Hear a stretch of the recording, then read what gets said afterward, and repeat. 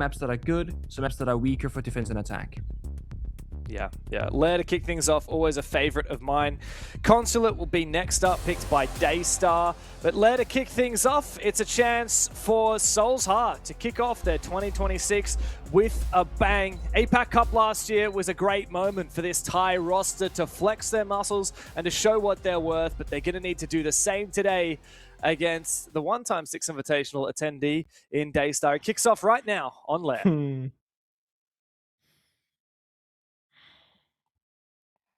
You know why Joker was my GOAT, James? Do you know why? Because you said Joe Goat? Thermite Shotgun on Clubhouse. Oh, he played it. Did he run Thermite Shotgun? He would That's attack. pretty edgy. Yeah, so he would do gym attack. He would do Thermite Shotgun, pop the jacuzzi wall, and flashbang, sprint into bathroom, avoid the rotate with the shotgun, just go bang, bang, bang, and then go for a plant. He did things differently. He did things in a fashionable sense, you know? And I feel like losing that kind of player and losing your wild card in a way, that can have a negative effect. Because one of two things will either happen. Either you will keep playing that same playstyle but lose the flair, and then it's like, okay, you've lost your, you've lost a big part of your element of why you were working so well. Or you'll change your entire playstyle, but it's gonna be less fun to watch because Thermite Shotgun can be really fun to watch. So I am curious to see if this roster change will impact anything from the flexibility of operators, or if they can adapt around it just fine. On the flip side, like we said, Soul's Heart did not make any roster changes coming into this year. Yeah. Is that the right choice, I wonder? A lot of Thai talent is up in the air. Of course, Fury made roster changes. Of course, 6-7 being a Thai team. There's another Thai team in the league. I'm trying to remember which one it is. Unreal Nightmare is not Thai. Oh, it's HL Tory, the former Dolphin Esports roster. They're also Thai. So for teams that speak a language that is less common, for example, Thai, or this happened a lot for Virtus Pro, Russian teams, happened for so many different teams in the past. Your pool of teams that you can poach from is much more restricted, your talent pool in your language. But I feel like that's not so much the case for Thailand, because there are so many good teams in Southeast Asia hailing from the region. So I'm a little surprised not to see any roster moves, but I mean, these guys are all friends and they have been for such a long time. So perhaps that's why we're still seeing the same core 5 for Soul's Heart. I can see that. A lot of Thai players really coming into the space right now. So like Labyrinth, I know he's been around for more than just a week, but like I met him obviously in Japan for Fiesta and whatnot, and learning more about his journey. And there's more and more. With some tier 2 scenes getting smaller and smaller, it's not seeing some growth. A vertical angle, don't see this every single day. An awkward fight, Seal takes up a lot of damage upstairs instead, playing on that mezzanine spot outside the ops room. With DCH lurking down below, knowing that there was that vertical player of Kaid. Now, are you getting baited, or are you the ones to get a freebie right now? Because look at this. Pika just keeping up that aggression, wanting this kill. Yet DCH doesn't push for it. Afraid of this not really working out. They're still playing quite passively here. Soul's Heart just going to burn time. Or rather, DAYSTAR, I mean. DAYSTAR continuing to use that Tachanka to try and delay, and the Azami as well on the outside breach. Soul's Heart haven't made a huge amount of headway. Haven't taken a lot of map control yet. As you said, DCH is waiting to try and find that Roma down below, but Seal eventually finished off on the breach, and now a bit of ground given back to Soul's Heart as they march on forward. Wow, very aggressive from Mr. Punch. He wants to try and take some fights up here with the Dokkaebi, but he will lie down and die to Bin Bin. Aggressive on the Ella, peeking from the top of the main stairs, immediately traded on back. A little bit too over egregious here from Bin Bin. And Soul's Heart now given the chance to look for a plant opportunity. Mark takes a hell of a lot of damage, but it doesn't seem to matter. Scatman on the reload. The timing is off, but it doesn't matter because he finds the kill regardless. A big 3K for Scatman. Azuki, with a big task ahead of him, finds I9. 3 more to find. Soul's Heart in the post plant should surely lock this in. It's a cheeky prone peek here for Scatman as he finds the 4K and finds Soul's Heart their first round of the game. What is up with the prone angles today, man? It's working out so well First Weibo, now Soul's Heart. Also, that entire attack happened seemingly out of nowhere. They were just, okay, we're in the hallway, flash, flash, breach, run in, go for plant, and they juke the thorn trap, scap him with great coverage, then they get the round. DAYSTAR were locking them out so successfully for so long. The Shankifier still like 12 in pocket by the time that they started approaching that bomb site. The flank could have been good from the Kaid, but missed the opportunity because they didn't see the player proning. Small things costing DAYSTAR that round.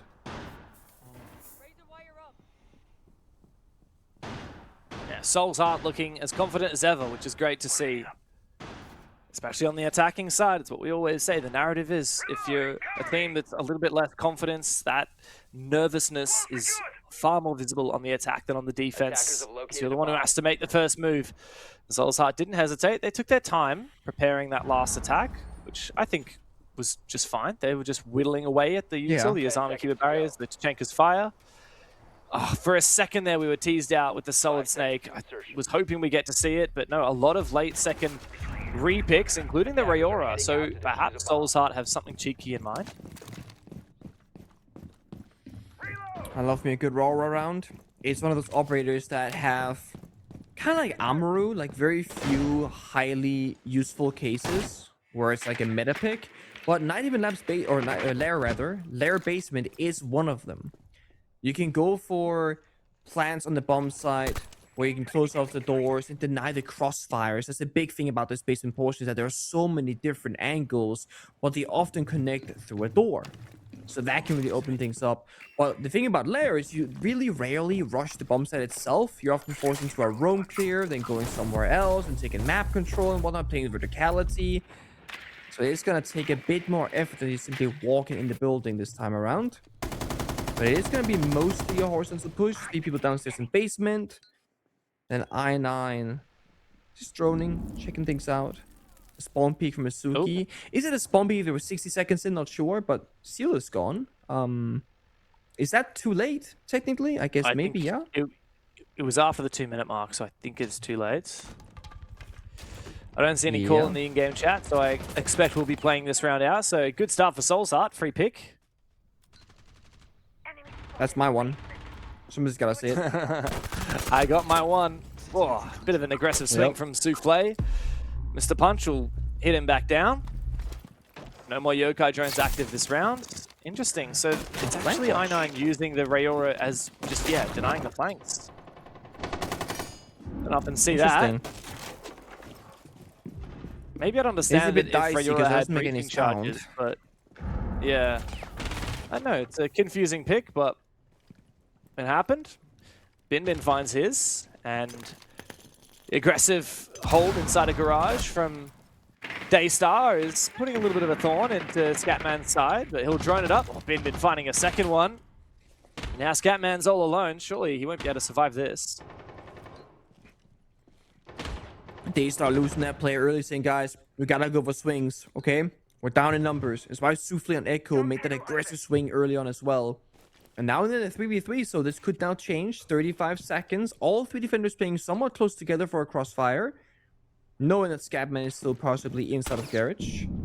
But it's Soul's Heart kind of not really going for the planned execute. Not really going for that punch. But here it comes. The backside from I9 has to be good. Oh my god. Another prone peak, but doesn't work for I9. Azuki takes him down. And Scatman and DCH, the last 2 remaining. Despite getting that free kill at the start of the round, they haven't really achieved anything at all. This was a 5 versus 3. Eventually a 2v2. Oh, Scatman's the last one standing. Pika doesn't give him a kill, but gives him a face full of spray from the Scorpion. We'll have a quick technical pause while we get that last player back into the game. But DAYSTAR got around on the board. It was a convincing one. Soul's Heart looked pretty lost on that attack. Yeah, surprising enough, because when you pick the Aurora, normally I'm thinking, okay, a very set pocket strat. We're gonna go here, do this, use the gadget in this particular location. We didn't see that vision. It was 5v3. It disconnected into an early death from Souffle, and yet the execute never came to life. The roam clear didn't really happen, despite all 3 defenders were actually downstairs in the basement bomb side. So that round left me to want to see so much more from Soul's Heart than what they showed us. Yeah. Well, Binbin's got a couple kills. There's at least a partial answer to your question. Are we going to see Binbin fill the shoes of Joe Gore? Well, Joe Gore didn't just get kills, it's how he got them. It's why he got them. The style points. So Binbin, he's still under trial right now, okay? He needs like a game or two under the belt. I gotta see the operators that he plays and see if he passed the vibe check. Because I think being a flexible kind of player, like playing various operators, different loadouts, I think is a very underrated kind of skill set to have. And a lot of teams don't necessarily know what they would do with that kind of player, but some teams, they would die to have a player like that, where they can say, hey guys, I had this idea. When I try it, and they go, yes, I want to try this idea. And just do something a little bit different sometimes. Makes you wonder whether the roster move with Joe Gore going to Elevate was that he wanted to leave or that DAYSTAR wanted to make a change. Yeah. It's very hard to know a lot of the times with these things. It's a bit of a sensitive topic, so you don't necessarily want to go and just DM someone and be like, hey, did you drop that guy? Or did he leave you guys? Did you get paid more at this other It's also, team? Like, whenever like an org makes an announcement, maybe there's like a hot take, but they just say like, oh, we parted ways, or people say, oh, this guy left the team, but actually you kicked him. I feel like to me that's important. Maybe that's like the former player in me, but I think getting kicked and leaving are two very different things. And I think the reasoning is relevant, but it's not really something that we socially talk about very often. You just say that you mutually parted ways often, which isn't often the case, actually. Yeah, very much so. Now, we are back into the game already. I was actually about to throw to a break because I thought we were going to be a few minutes away, but no, we're already done. So let's get back into it. I have a little bit of a side note, which is not related to this match at all, but the match earlier today. You want to hear something interesting about Weibo? Yes. Always want to hear something interesting about Weibo. That should be your answer. Did you notice how they had 5G in their names? And it was Turd 5G, Hoven 5G, Reaps 96 5G. Did you notice that on the in-game tags? I mean, yeah, 5G is the newest version of data Wi-Fi, right? So it's pretty efficient. I asked Turdster, what is that about? Because, yeah, I thought the same thing. Is it to do with Wi-Fi connections or what? And he said 5G is, like... Five Guys? No. So, you know the word strong, right? If you write it all caps and have 5Gs at the end, like strong, apparently it's something that Gohan says when someone does a good play, and he calls it a 5G play. And apparently his nickname in the Brazilian community is 5G. So he's just been saying that for ages, and the Brazilian community has kind of given him this nickname as a result. So it's actually just this kind of, I guess, nod to their coach for all of the Weibo guys. That's kind of wholesome, actually. Yeah. Having him, a part of the roster inside the server, even though he isn't actually there. I like that. Very random, but yeah, cool. And thank you, shout out Turdster, for replying to my Twitter DM when I asked him, because I was like, what the hell is this about? Hey, why didn't you ask Speakeasy during the interview, by the way? What's up with that? We had so many other things I wanted to talk to Speakeasy about in the interview. I thought it was a bit of a waste. Also, Speakeasy is the only player on the team that doesn't have the 5G in his name, and I assume that's because he doesn't have enough characters to do He doesn't like ON. 5G.wave. Well, of course. He's got a long name, so I don't think he's got the characters. Fair enough. So instead, you use your clout as a caster with your social status to just go around asking pro players these personal things in their DMs. Okay. That's right. That's right. I'm always in pro players' DMs, just asking them really uncomfortable questions, like, "What is your star sign?" I need that on my spreadsheet. Can you imagine that? For the better. Big 3K from I9, the Leo from Thailand. Well, I guess it is a Gemini moon right now, so I'm not surprised that he made that play. I was going to say, you get to the moon rotations, all that kind of stuff, yeah. Like how that all plays together. We can explain why a certain player or team is playing really well. Now, it's also been a little bit slow on the trigger on the first couple of attacking rounds. Wanted to make things as perfect as possible. Get the verticality, get the breaching. The thing is, I9 hasn't found any of the real player angles from below. Playing on that concrete floor in the hallways and the small box. With 40 seconds to go, it's time to push, boys. Nice flash.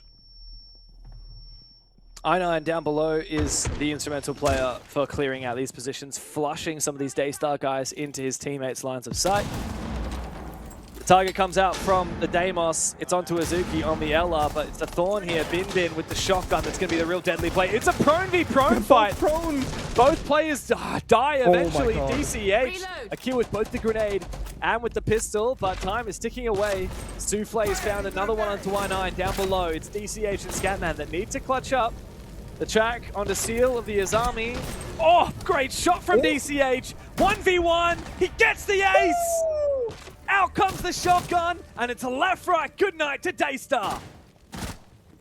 What on earth just happened?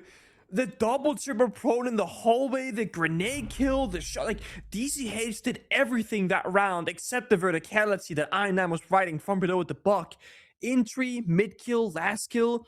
And honestly, for a small second at the very end there, the 2v1, it looked like DCH was going to the left-hand side after getting that Tashanka kill, or the first guy rather, to go for a plant. Then realize, oh, I don't have the diffuser, I had to get the shotgun out and then kill Tashanka and get that final kill. He was literally a one-man army and unstoppable when it came to the push. Soulsheart, yes, they started slow, but they finished very quickly.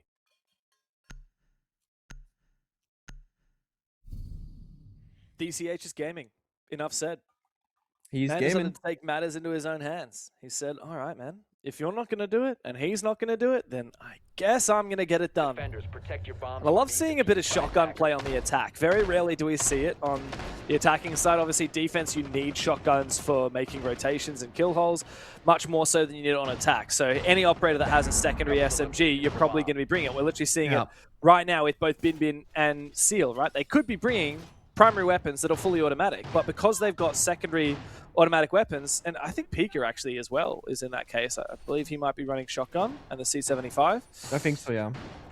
But very rarely do we see that happen on the attacking side. You know, Sledge for a time had the SMG-11, and we would see that sometimes from him. But you know, Deimos obviously doesn't have an automatic secondary, but he does have a very powerful secondary. So you can afford to use the shotgun.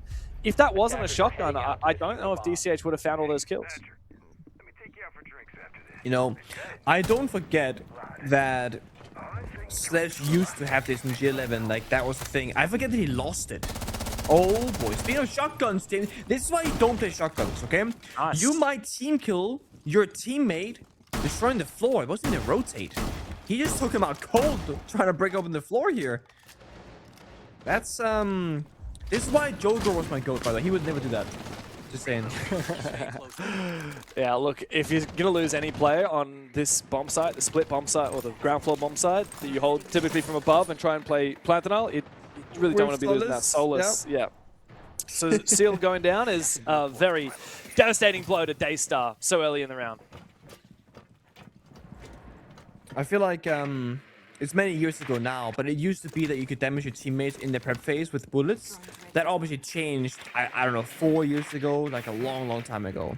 And it used to be that you were very cautious around your teammates when using a shotgun. And now it's like, oh, in prep phase, it doesn't matter. But if you keep shooting right by that 0-second timer and you get like a really unlucky situation, like what happens here maybe, you could just accidentally team kill your mate. So less caution, higher risk. Although I will say, in recent history, all the games we've been watching and casting, we don't see shotgun team kills in prep phase almost ever anymore. No. So players have gotten very cautious with that at least. It's because they can't happen in prep phase anymore, but they can happen. No, but they can happen the round starts, right? Exactly, yeah. Yeah. But yeah, no, you're right. Very rarely do you see that. Anyway, deep into the round, 2 minutes have passed, and Soulsheart really, it's again a chance for them to convert a 5v4 that's gifted to them. Happened earlier when somebody disconnected. Now they have a chance to try and convert the 5v4, but sadly it didn't happen last time. When the DAYSTAR player disconnected, they actually lost the round. Like that nade from Mr. Punch, it's clearing out the Thorn trap that's in the default plant spot. But realistically, Soulsheart needs some kind of pressure on the top floor before they can go for an execute. Great shot from Bin. That's a stylish way to do it. He's managing to dodge a lot of the track stingers as well. A plant could potentially come out. Soulsheart don't look to clear him. Upstairs, instead they go for the plant. No Solus. You're right, no Solus, and so Scatman should be reasonably safe. Good shots though from both Azuki and Pika. The plant will not go down.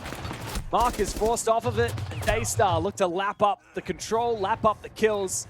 Force both DCH and Mark into a very tough position. So low on health, and the Vert is just too good right now. The flank from Souffle also occurs, and now it's a 1v3 for DCH that got that ace previously on the demos with 9 seconds, stuck outside the building. He's not even gonna go for it. He said, you know what, it's gonna be impossible. I don't even have the case in my control. There's no breach in the outside wall. Timer runs out. With that, the attackers will not be successful. Tertiary bomb set win is actually pretty big here.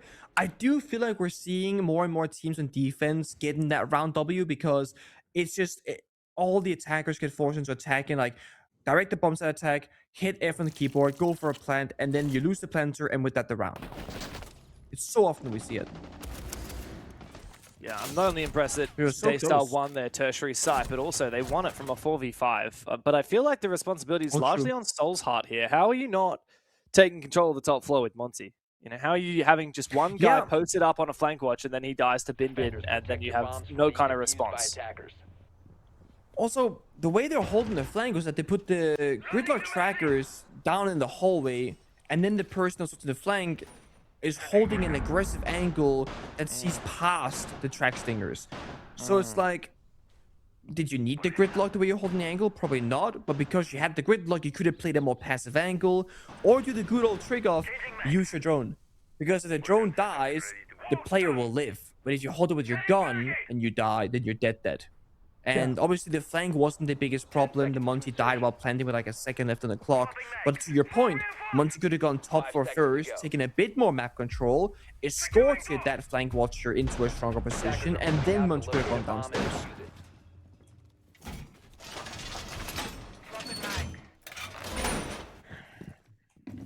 A lot of little details that make or break rounds.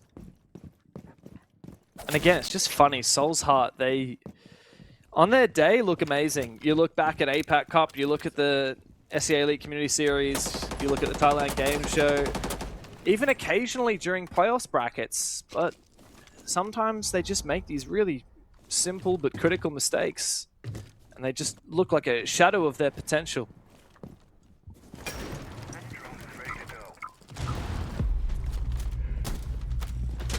Oh. Starts off well for DCH once more upstairs. Cutting crosses. The Echo, though, could be a problem for I9. Or, sorry, for Scapman this time around, rather. I9 is actually in Solid Snake. Scapman's turn on Blackbeard. Inside a garage. So he needs to be careful. Ideally, he's have a teammate behind him, honestly, to trade any sort of gunfight that might occur. Fire popped early. This is great for Soul's Heart. And this is the fastest round so far, honestly. Making good progress. Opening kill. Good bit of droning. Or I9 rather using the Solid Snake as a flank watching operator, it seems like. Just occasionally putting out the gadget. If it goes a red circle, he knows they're getting flanked. If not, it's clear. Pretty smart. Nothing to report at my location. Tango spotted. Basement. The time has been burned by DAYSTAR using the tuber out to try and prevent that breach from going off so quickly, but he still has 2 more in pocket, so he hasn't delayed it that well. Good nade. Oh my god, Pika. Was he on a camera or something? He didn't realize the grenade landed right at his feet. He didn't have time. That's unfortunate. Great nade. A big advantage now for Soulstars. They find their 3rd kill to ECH, doubling down. Azuki is an awkward spot, doesn't have an Nitro cell, needs Steel to rotate over and use his. Instead, the DMR comes to life. Azuki is looking the wrong way, sees the Blackbeard for a brief moment, but it's now a 1v3. Knows where one of the players is peeking him from, but Mark doesn't have to swing. He will anyway. He could have just planted. Decides to go aggressive, take the gunfight, and the round for Soul's Heart. I kind of like this push from Soul's Heart, where they were in a plant position for quite some time there, but they were like, okay, a C4 kills like 1 or 2 players because we're very like stuck together. So instead, let's fan out, look for 1 more kill, maybe just play for kills in general, because they have been losing rounds here, just trying to force down a plant. So I like this little switch up. DCH's ace, that was an aggressive swing. Now this round, aggressive teamwork together. It could be also recognizing that planting should not be a primary concern. We need to play for more control. I mean, it starts off well. When you get that opening pick, it just makes it so much easier on the attacking side and continuing up that pressure.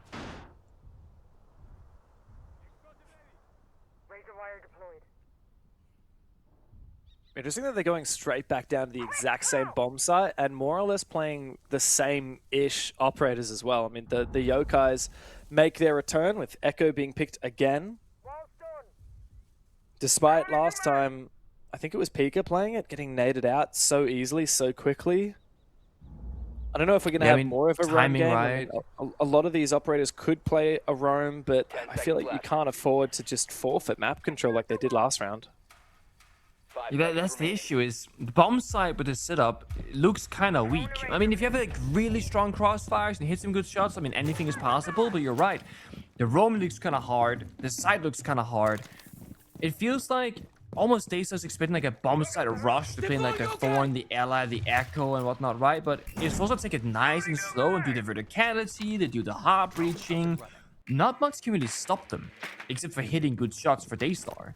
So it does feel like to me, if Solstar can strategically pick apart this round, they should be in a really strong position for that 4th round victory.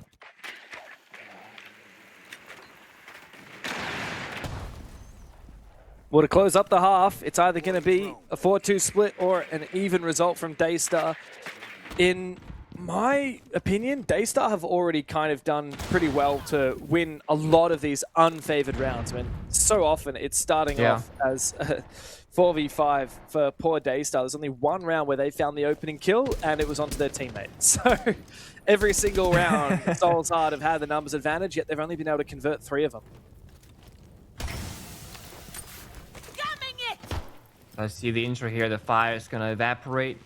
We got Scatman walking in with that Blackbeard, but here comes the Echo stun. Has to bait them out successfully. Yellow's his tank as well. Good bit of crossfire. But who's gonna get that opening? Like we said, they have a good read, but the pre-fire is too good. Great trade though from Bin Bin.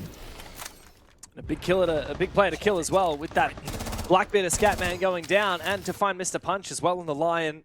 So much late round value has been decimated here by DAYSTAR. Again, they don't find the opening kill, but they end up winning the exchange regardless.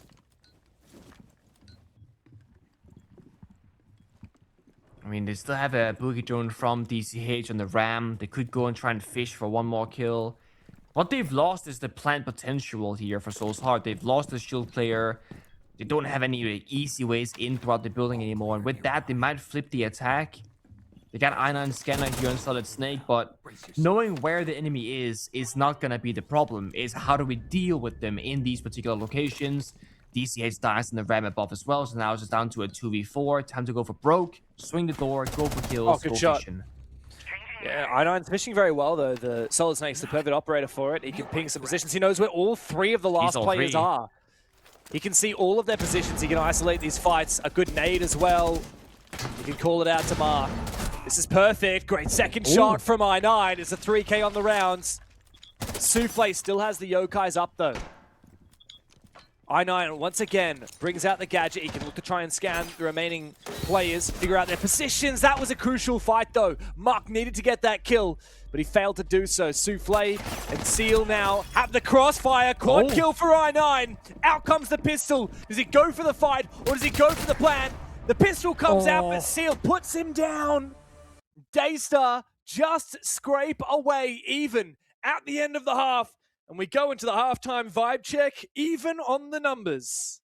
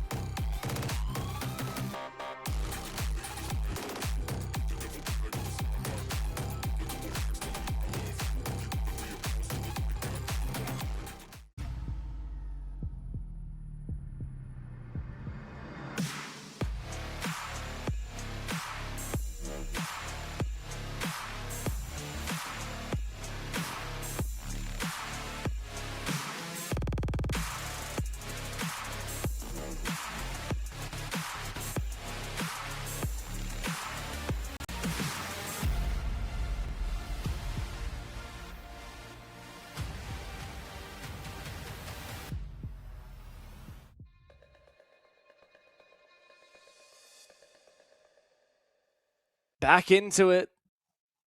As the timeout finishes up, we swap sides. It's time to see DAYSTAR on the attacking side, but I'm pleasantly surprised. I didn't think they'd end that 3 rounds apiece. No, it certainly was a surprise, and I think, honestly, it's a bit more of Soul's Heart falling short. I think, like, that was a 4K from I9 to try and save the round. It came down to a 1v1. DCH already has gotten his own ace 2 rounds prior. It's been Soul's Heart kind of just like having some tough times strategically, right? Getting in the building correctly, getting to a plant position, and then playing it out cleanly. In terms of like gun skill, they've been hitting their shots, they've been getting their kills, but they have not been able to like counter DAYSTAR in terms of the step 1, the step 2, the step 3. We didn't really see a single execute that played out fully. There was always something happening. Now, props to DAYSTAR. They were playing a lot of rounds 4v5. They had a disconnect, they lost early gunfights, etc. And yet they kept making it competitive, they kept making it close, and they won half the rounds. So I am curious now with a side swap if things will change, because if you're struggling on paper strategy on the attacking side, if you have that same issue on defense, you're going to have a lot of gaps, a lot of openings, and DAYSTAR perhaps could plant easily up against them. So this could actually just mean that we could see an attacker favored layer. I'm not really sure personally how I feel about layer these days, like attacker favored, defender favored. Maybe at the very highest level, I would say attacker favored. When we're talking like, SI, top 8 teams kind of thing. But right now, right here, I'm not sure what to expect.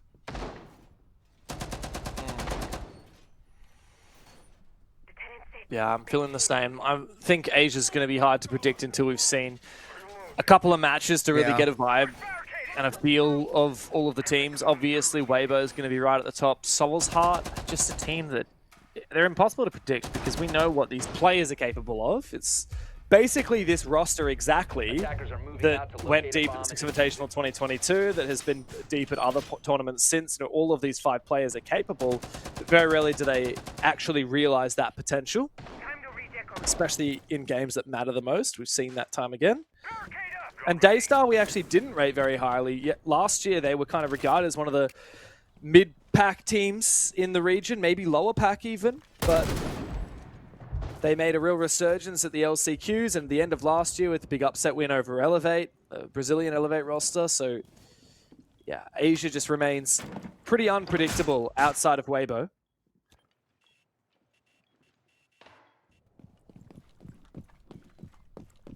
Of course, the first attack is going to be a lot about just kind of vibe checking it right now. What kind of play style is Soul's Heart going for? They're going to play spawn peek, going to be playing like plant denial. What are they going to do? We see all the operators. We see the layout. They just got to figure that out with their drones. Of course, with the round actively starting. We see Mr. Punch with the Shanka, Mark on the smoke, a ton of different area denial, but no traps besides just the Melusi. So 4 Banshees on the map, giving plenty of space here for operators like Blackbeard on Bin Bin to walk up a staircase, go down a hallway, and take map control. Wow. Oh, hold on. Whoa. Good shots from Pika. He goes all the way down to the basement to chase down Scatman. He was spotted on Seal's drone earlier, and they were trying to push him together. Seal from outside a lobby. Didn't know how Pika managed to sneak inside so quickly, but it's a good kill, 5v4. The first round that DAYSTAR have actually found the opening pick onto the opposite team instead of their own team. Can they convert it? The Sense Wall goes out, blocks off the hallway, enabling Bin Bin down towards Rocket Stairs. His Toxic Babe is toxic, and Mark gets the kill. Back to even numbers in the 4v4. Soul's Heart holding on very well. That gas was perfect for Mark. In goes Souffle, but he's caught in the Banshee from Melusi. Mark now in instrumental position, but he goes down. The fire comes out from the Capitao as well. DAYSTAR have found the ground that they were searching for. Yeah, they got the ground, but can they progress this final obstacle? Getting inside the bomb site itself. Again, they've lost the Blackbeard. That's that easy entry operator, but the Sense Wall is still good, and they have gotten that hard breach on the wall. Default plan could work, but that's, that's the last fire. Oh my god, DCH! With the smoke bang! That's so smart from DCH. He sneaks deep into the plant spot and just pre-fires through the wall. Now Souffle is left all alone and should know exactly where he is. A bit of damage through the wall. He has pretty much no hope now. He's going to have to break open this barricade. Into the side he goes. Not a lot of ammo in this AR-33. Mr. Punch, quite the opposite in his LMG. He'll spray him down. And Soul's Heart looks solid at the start of the half. Again, and then look at Clutch there saying, guys, we have to go for a counter play. Get out those guns, get out those toxic babes, get out the chunk of fire, and stop them before they get into a executable position. This early kill, though, from Pika, so great. Chasing down the striker of Scatman into the basement. Bin honestly could have probably had a little bit more support there on the lobby hallway. Yes, there was a sense wall to deny any of the crossfires, but how do you beat a smoke 1v1 when he's gassing you out? That's going to be a difficult task. The team got the job done in the end, though, so it's not for nothing. Soul's Heart will go downstairs to the basement, and they are bringing a couple of different key operators. Of course, you got the Scopos. You can go for a deep roam, teleport back. That's excellent. Scopos got a small buff recently. It now has the same punching mechanic as a Rooney. So this really elevates the roaming capabilities. You can open up hatches, make rotations almost silently, and it gives you a lot more variety in your gameplay than just simply teleporting back and forth, because you can now use different avenues besides using impact grenades, of course. I mean, and you got Scope operators is for the bomb always going to side. be a roamer, by the way, right? Like, that's just kind of built into the premise of the operator. So I think the punch to open up hatches and make rotates and kill holes, it's just perfect. It pairs perfectly with her kit. Yeah, but even later on, say you TP back towards the bomb side, right? You want to like hold a certain angle. Instead of spraying it open and giving you bullet tracers, you can just like punch it as well. So your teammate forgot to make a shotgun rotation, or often what happens in a, let's say you're roaming like 4 people, you don't have a lot of shotguns. I mean, look at this defensive setup. The only shotgun on this lineup is going to be Scatman with a TCSG slot shotgun. So the slot isn't going to get that many rotations done necessarily. Now TCH can actually help him. So you get more flexibility to pick up the Scopos. It's the same way when you play the Kite, right? You don't really often play the DMR or the AR, because like the slot shot is just necessary for rotates. Yeah. Well, the Vert's starting here as DAYSTAR begin this roam clear. Bin on the blitz. Always ambitious on these big maps with 3 floors when you want to clear the entire map step by step. The kill means so much, but I9 aggressively swings out onto Pika. He is traded back, so the ground is given up to DAYSTAR. But it's a big play to take down the sledge. That's a big restriction on the vertical capability. We still have the ram in play, though, so it's not the end of the world.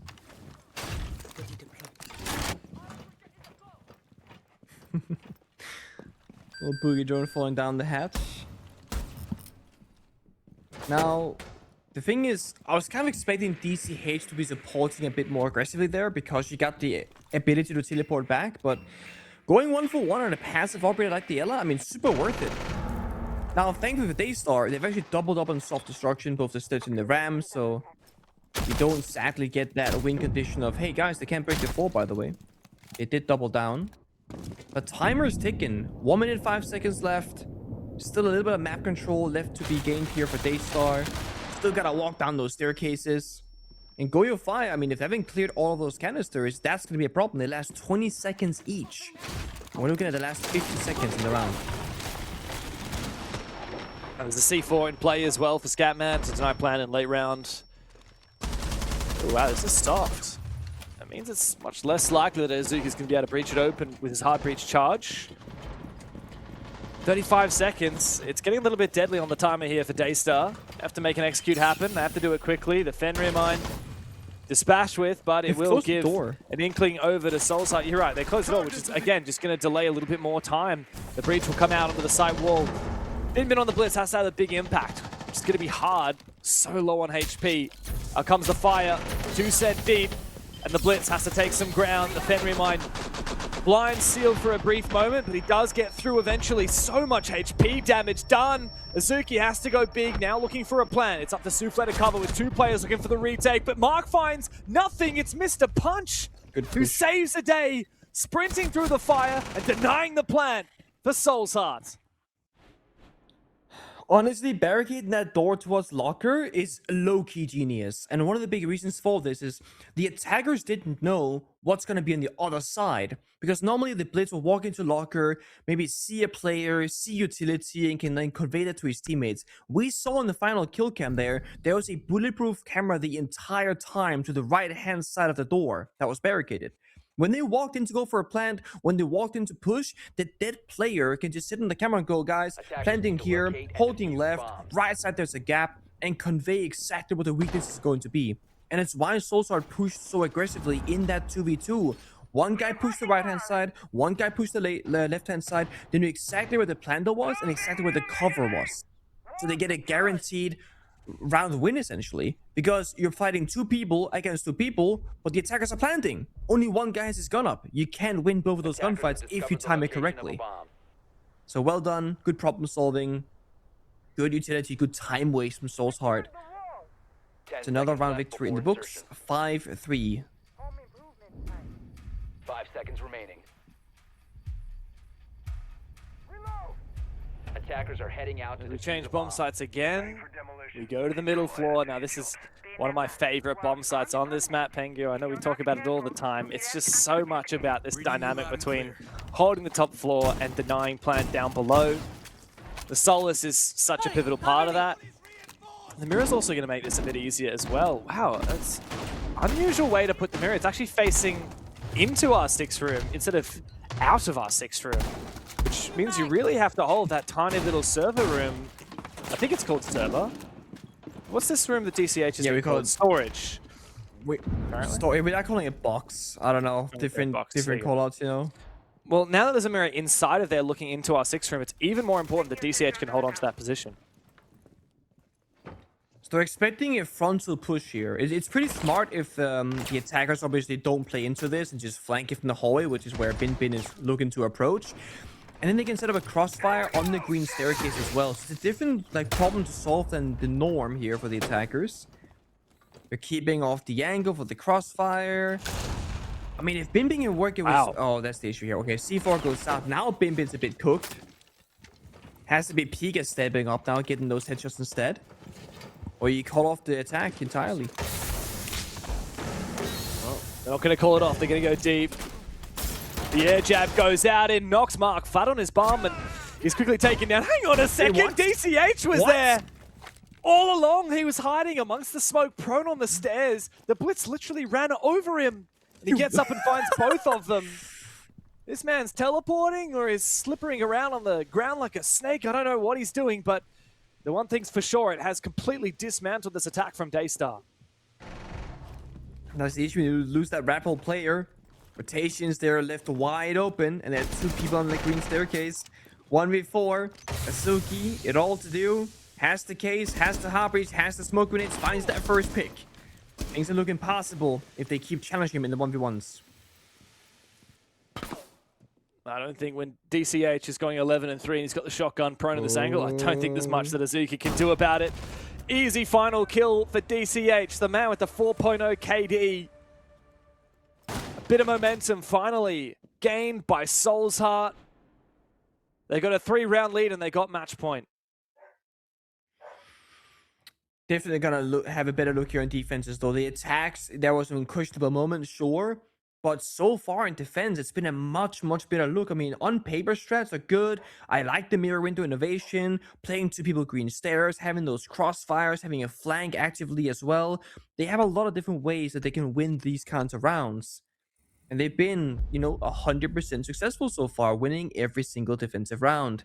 Final operator bands, the mirror and the Blitz rather, and then a tactical team out here from DAYSTAR to talk about how they can attack with these small changes. I'm not sure about the Blitz ban because honestly, yes, Blitz has run in and gotten 1 kill, but it was always traded back. The Blitz hasn't been the most instrumental operator, but on the other side, I totally see the operator ban because it's been played every single round and it has technically worked out as it has gotten that 1 kill. DAYSTAR don't have much time here to get back on their bike, get back on the horse. They're going to need 3 rounds in a row.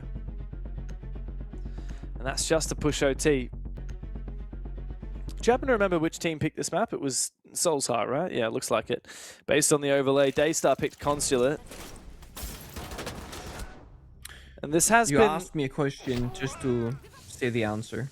Well, That's the normal overlay teams. came up on the screen immediately after I asked the question. So, you know.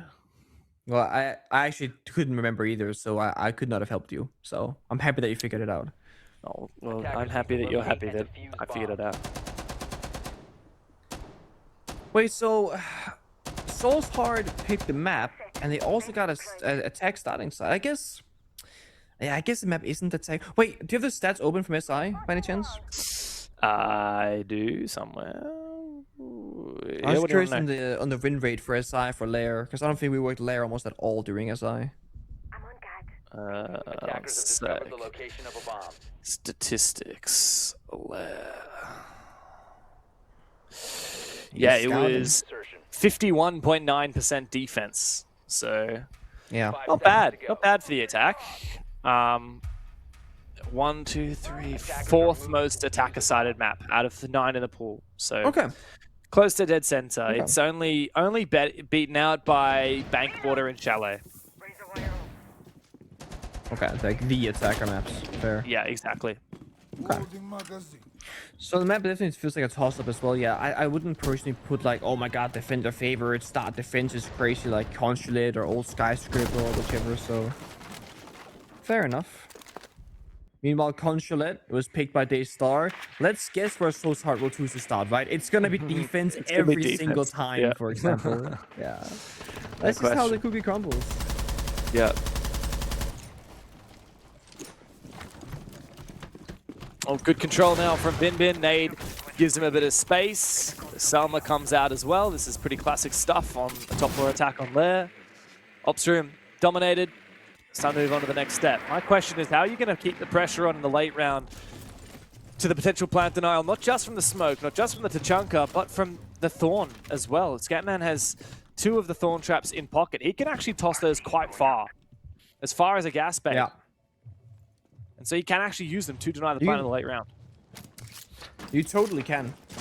And I feel like it's only a matter of time before you see more and more Thorn tech being revealed. There are certain Thorn traps when you're jumping down a skylight or rappelling in a window that can actually guaranteed get a kill or an injure, because you simply don't have time to shoot them as you're stuck in those animations. When that start getting used more and more, we'll start seeing a Thorn ban. Maybe we'll see Marcus official seal. Like in Bathroom. Bin has to make this work.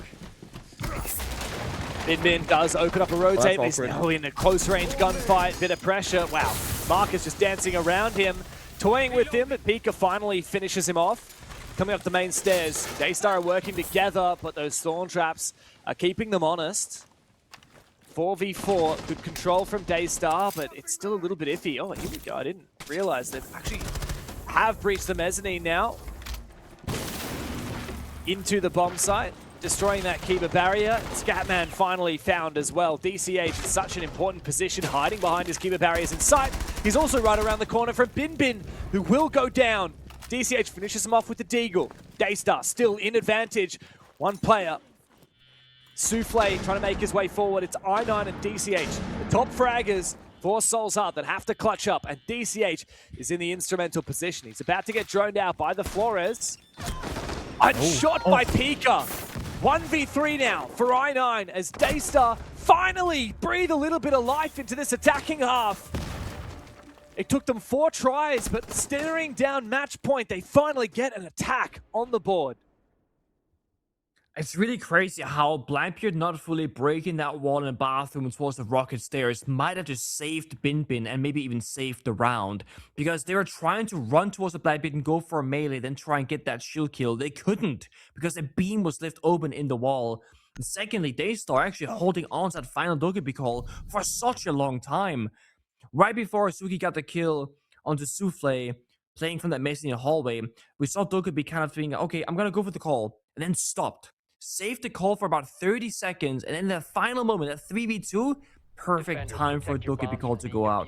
They get full information, they feel very comfortable holding aggressive angles, they know the flank is not going to happen as well, and they were actually playing for a plant, getting 2 people covering, and that final player on the ace just to simply walk in, hold F on the keyboard, and get a very high chance of the round win. I feel like it could have easily been DAYSTAR getting overzealous, pushing in with the Blackbeard, Dogabigol, and just going for kills. And if you lose a couple of gunfights, you'll lose the round. So very good they can stabilize, kind of reset the round a little bit and calm down and get it done correctly. 10 seconds to go. Now we see Solskjaer going back towards the basement bomb side, which last time the issue was time. 5 seconds It was left. I9 going for a 1-for-1 trade on the roam, DC8 Scopus, quickly teleported back, and then the barricaded doors, had the Goyo canisters, and time simply ran out for DAYSTAR. So they gotta be a bit faster for DAYSTAR on the attacking side.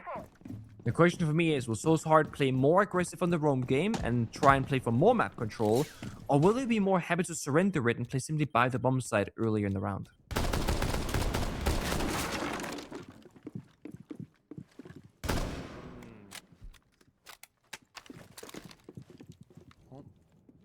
Solskjaer don't have to stress too much. They've still got 2 more match points. And of course, the more rounds go by, the more they're going to be able to unlock different bomb sites.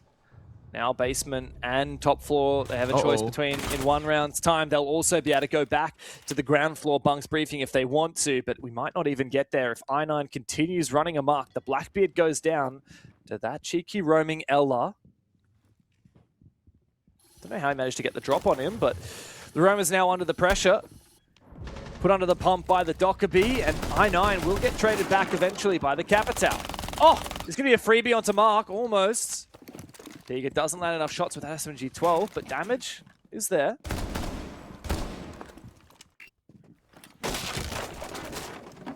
Curious on I9, it was the same thing last time where he was just running around and got caught in by a cut-off player.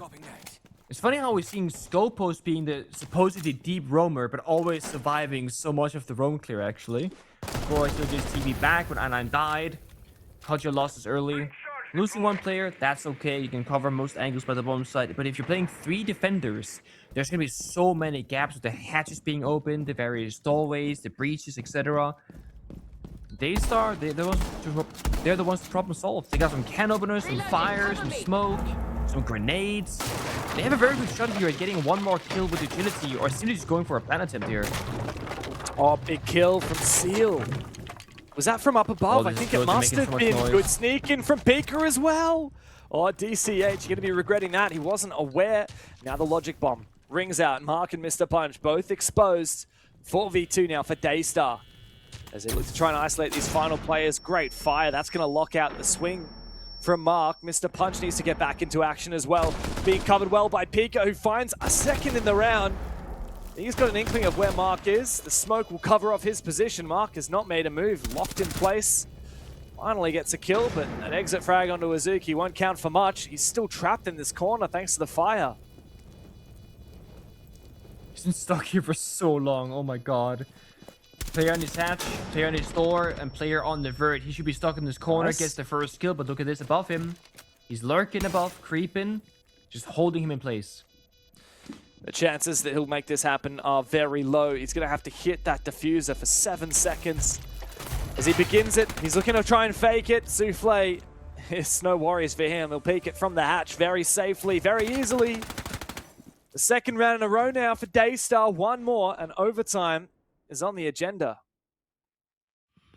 Simple but creative problem solving, right? Like you have Dokkaebi walk in towards the bomb site saying, guys, I think I have a way in. Nobody's watching this. There's no traps on my door. They won't know if I make this play.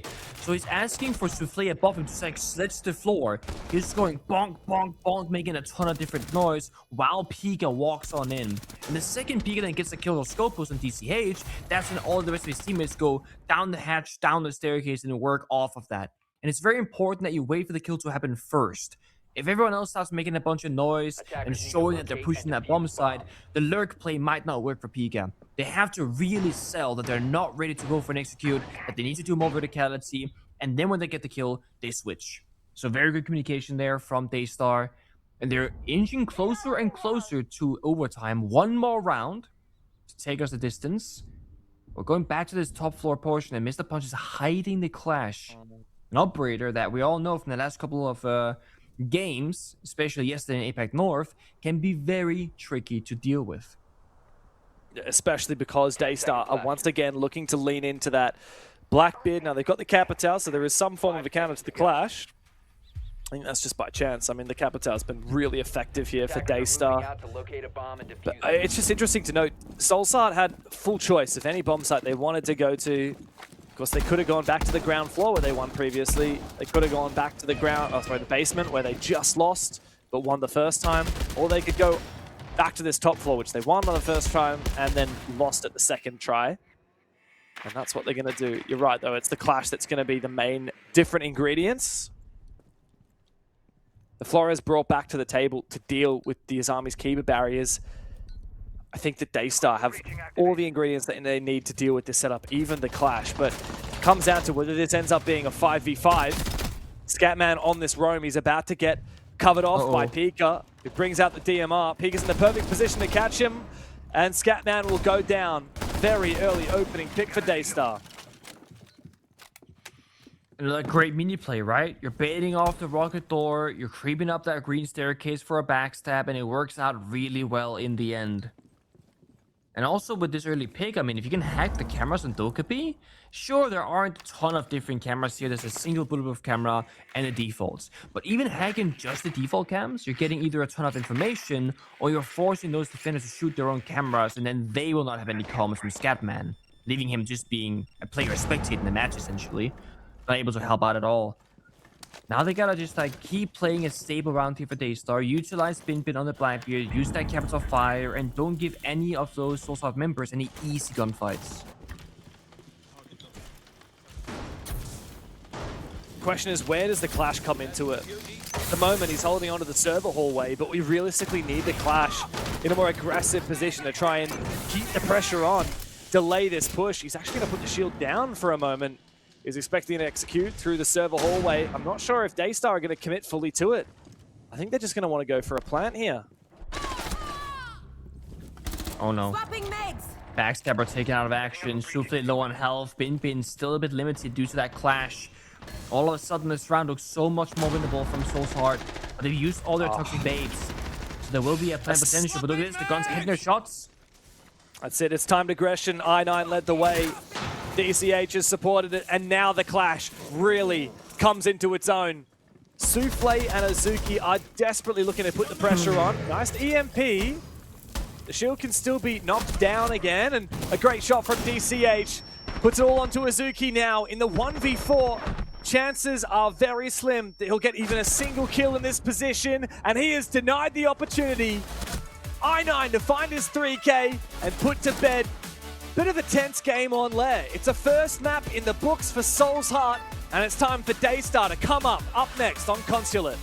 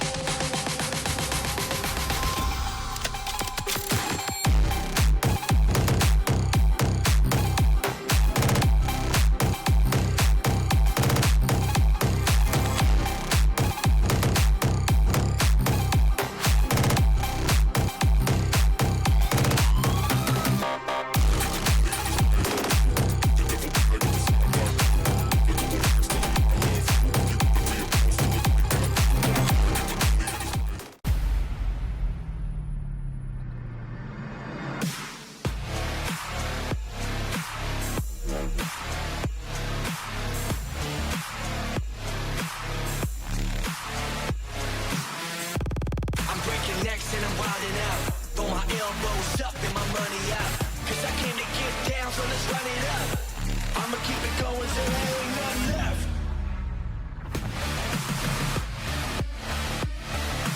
I'ma keep it going, I'ma keep it going, I'ma keep it going till there ain't nothing left.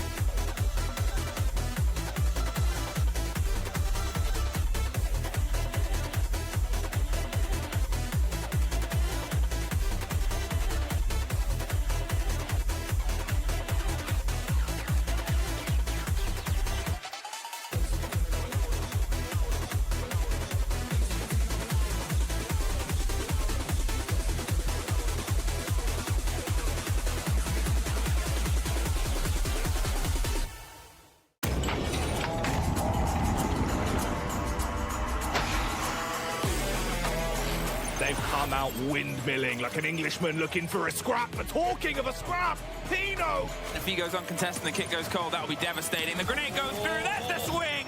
Cyber and Bullet are able to get one apiece with the kit so far away, and Canadian down upstairs. Cyber, wow, that was special.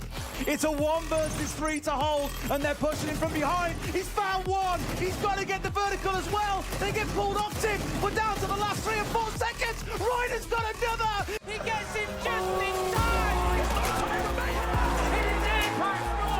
They are the best that this region has got to offer.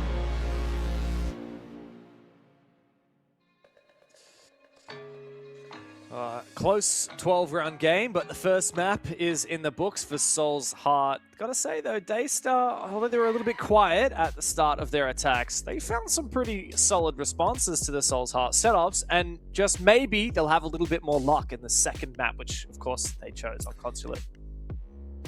It's very possible, but I have one small concern for Consulate. The main reason why the attacks were working out for DAYSTAR, the 2 rounds that they did get on the board, is that the lurk plays were very good. But the main push, where you see the diffuser, where the execute is happening, I didn't really see that full plan from either DAYSTAR, to be honest, or Soul's Heart on this map of Lair. When you speak about Consulate, it's a much closer map, much more compact. Lurk plays, it's not like your main way of playing usually, so we gotta see both teams on the attacking side have a bit more proficiency when it comes to their plan A rather, step 1, step 2, step 3, and the main push itself. Yeah, no, very much so. Consulate, as we saw earlier today in the Weibo game against Fury, it's a tough map. If the defense really has everything on lock, it's a tough map to attack. DAYSTAR will be starting on the attacking side, of course. It's their map pick, so Soul's Heart got to choose the starting side. Another thing that comes to mind for me is if DAYSTAR do want to continue leaning into the Blackbeard and the Blitz, then they're going to have to deal with that clash, which Soul's Heart showed at the end of the match that they were willing to bring to the table. And as long as you don't play it too aggressively and get picked off early, it's going to be really hard to deal with if you're a shield player.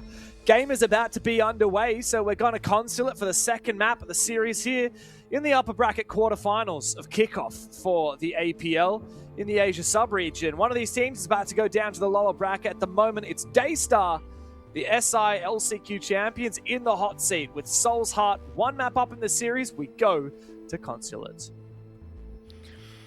Woo! And to big surprise, Soul's Heart chose to start on defense. Wow, who would have seen that coming? You know, thoughts on this, James? You know, we have had this system for a while now where you play 1st to 7 and you will play a 6-round half. This means that if a map is super attacker or defender sided, every single time you can choose to start on the stronger side, you will. What if we had, like, I don't know, we had 3 rounds and you swap, so we had like quarters or whatever? Is that something that, like, something like that, would that be possible, do you reckon? To change that? No, it's a conversation that's been around for quite some time. I believe it's not possible. Is it possible to do that in the game settings, in the custom game settings? I'm not actually sure it is possible to play like that. I think it is. I know you can change it in different ways. I don't know if that specific case is possible, but I think yes. Yeah. I think so. Oh, well, it'd be interesting to see. Perhaps for some kind of like off-season tournament, it would be a cool thing to try out. But yeah, look, I don't know. I have always been hesitant to a change like that. I don't think there's necessarily anything that wrong. If anything, I think it just puts more focus on the mental aspect of the game, which is really important because, like, let's be honest, you know, you can be down 0-6. You just have to do what they did. If it's a really defender-sided map, let's say Theme Park or Skyscraper in the past, if you win a 5-1 defense, you still got to win 2 attacks, which is pretty hard. And in the opposition, like, if you start on the attacking side, you still get to defend just as many chances as the other team. You just have to do as good as they did on their defensive side. It just comes down to the mental game and how much that plays into it. And Siege is such a mental game. I love the mental aspect of it, and I don't think that we should shy away from it. Well, because of this train of thought, James, I hope that you start 4v5 every ranked game from this day forward so that you can have that mental game that you like playing so much and just be enjoying that 4v5 scenario. Thanks, man. Well, that's kind of different. That's an actual disadvantage, not just a mental disadvantage. That's actually an unfair game. Oh, so there is a difference. Okay. There is Just making sure, absolutely you a know? difference. Yeah. Now, we've seen something here that we don't see very often. A double SAS Brotherhood ban. Smoke and Mute. Target ban by DAYSTAR. No SMT11 on defense.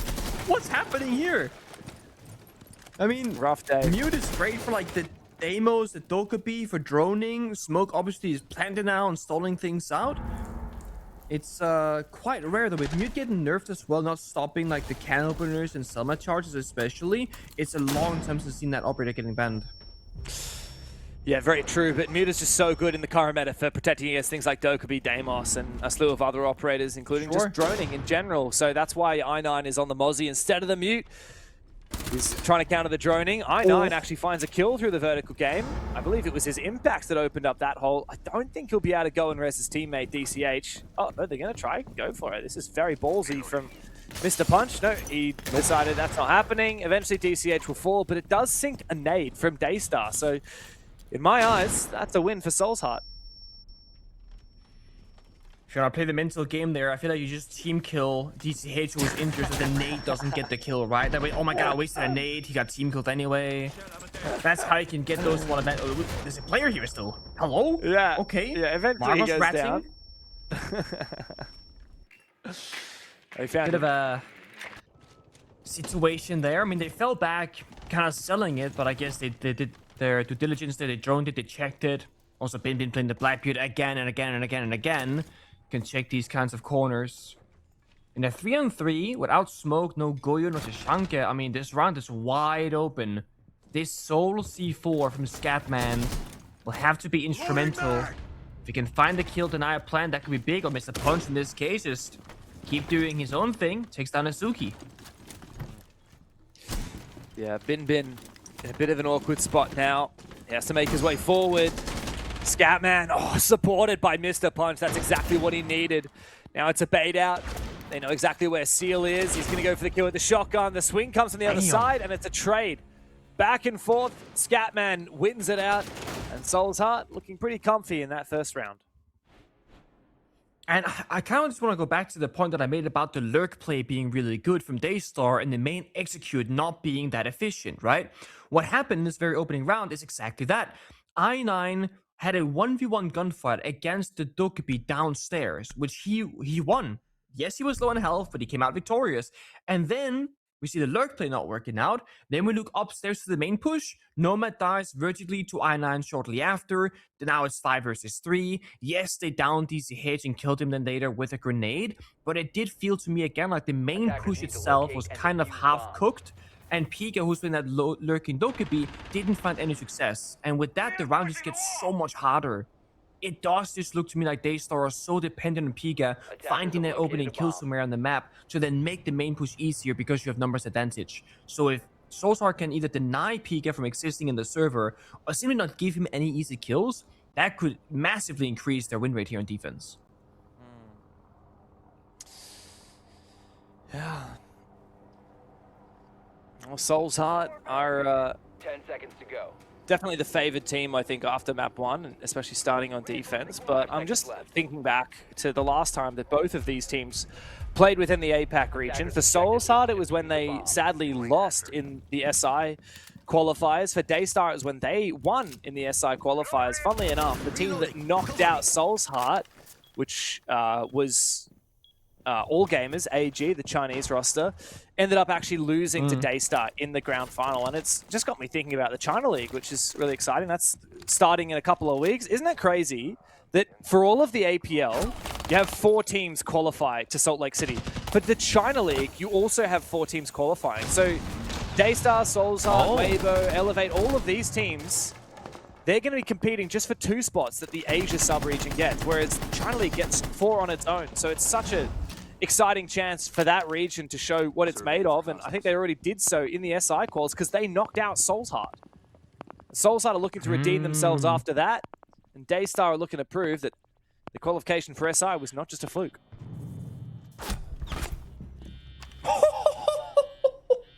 There's no way There's no way Mr. Punch just one-tap floor banged the Maverick blindly as he walked in the door.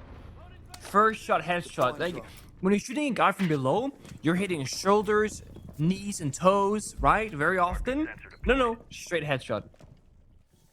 That is a kill. And then Binby got injured earlier as well. That's a cooked round. Yeah. It's not a good start. It's not over. I mean, you get your Deimos, It's Jackal, Capital. Dokkaebi. So if you've got 3... Oh, never mind. Well. You don't have your Deimos anymore. I was going to say, you got 3 roam clearing operators. You should not struggle to clear the roam. Yep. And, well, they did. They Yep. did very much struggle. And now Soul's Heart are all back on the bomb site. I don't know if Souffle's actually got the garage breach open yet. He's only used 1 of his exothermic charges. He's got 2 left. What to Jackal do is next? definitely an DAYSTAR? interesting choice here. Jackal is do not you mean? quite as strong as he used to be. You don't think Jackal's the GOAT? Seized, defeat, seized. I think he's the worst attacker we've ever had in the game. Period. I take it back. I take it back. Great gun. Great gun. Jackal is insane, dude. I don't know what you're talking about. Give him flashbangs. Can I just say, why doesn't he have flashbangs? Give Jackal you're not wrong about flashbangs and that. nades. Here we go. Might find a second and kill nades. now. Now we're He loses cooking. the fight. Pika goes deep. Souffle finds the kill. Pika finds one as well. Maybe DAYSTAR do have a way back into it. Mr. Punch, though, on the pulse, comes to and finds one. Landing. Souffle affected by the Denari's tripwire laser. It's time for DCH to get in there and finish the job with a Scorpion. He needs Mr. Punch to help, and Mr. Punch will do just that. It's a nice little 2v1 retake there for Soul's Heart as they find their second round in a row. The story continues. That main push is having a bit of a struggle. Not dealing with the pulse correctly, struggling to get inside of VSITs at admin offices, losing 2 players early, dying to a C4. Again, I think if they start just kind of look in the drone phase, go, okay, what key operators are we up against? Okay, verticality in a pulse C4. Let's either play IQ or have a guy below, or just keep a drone 1 floor below us.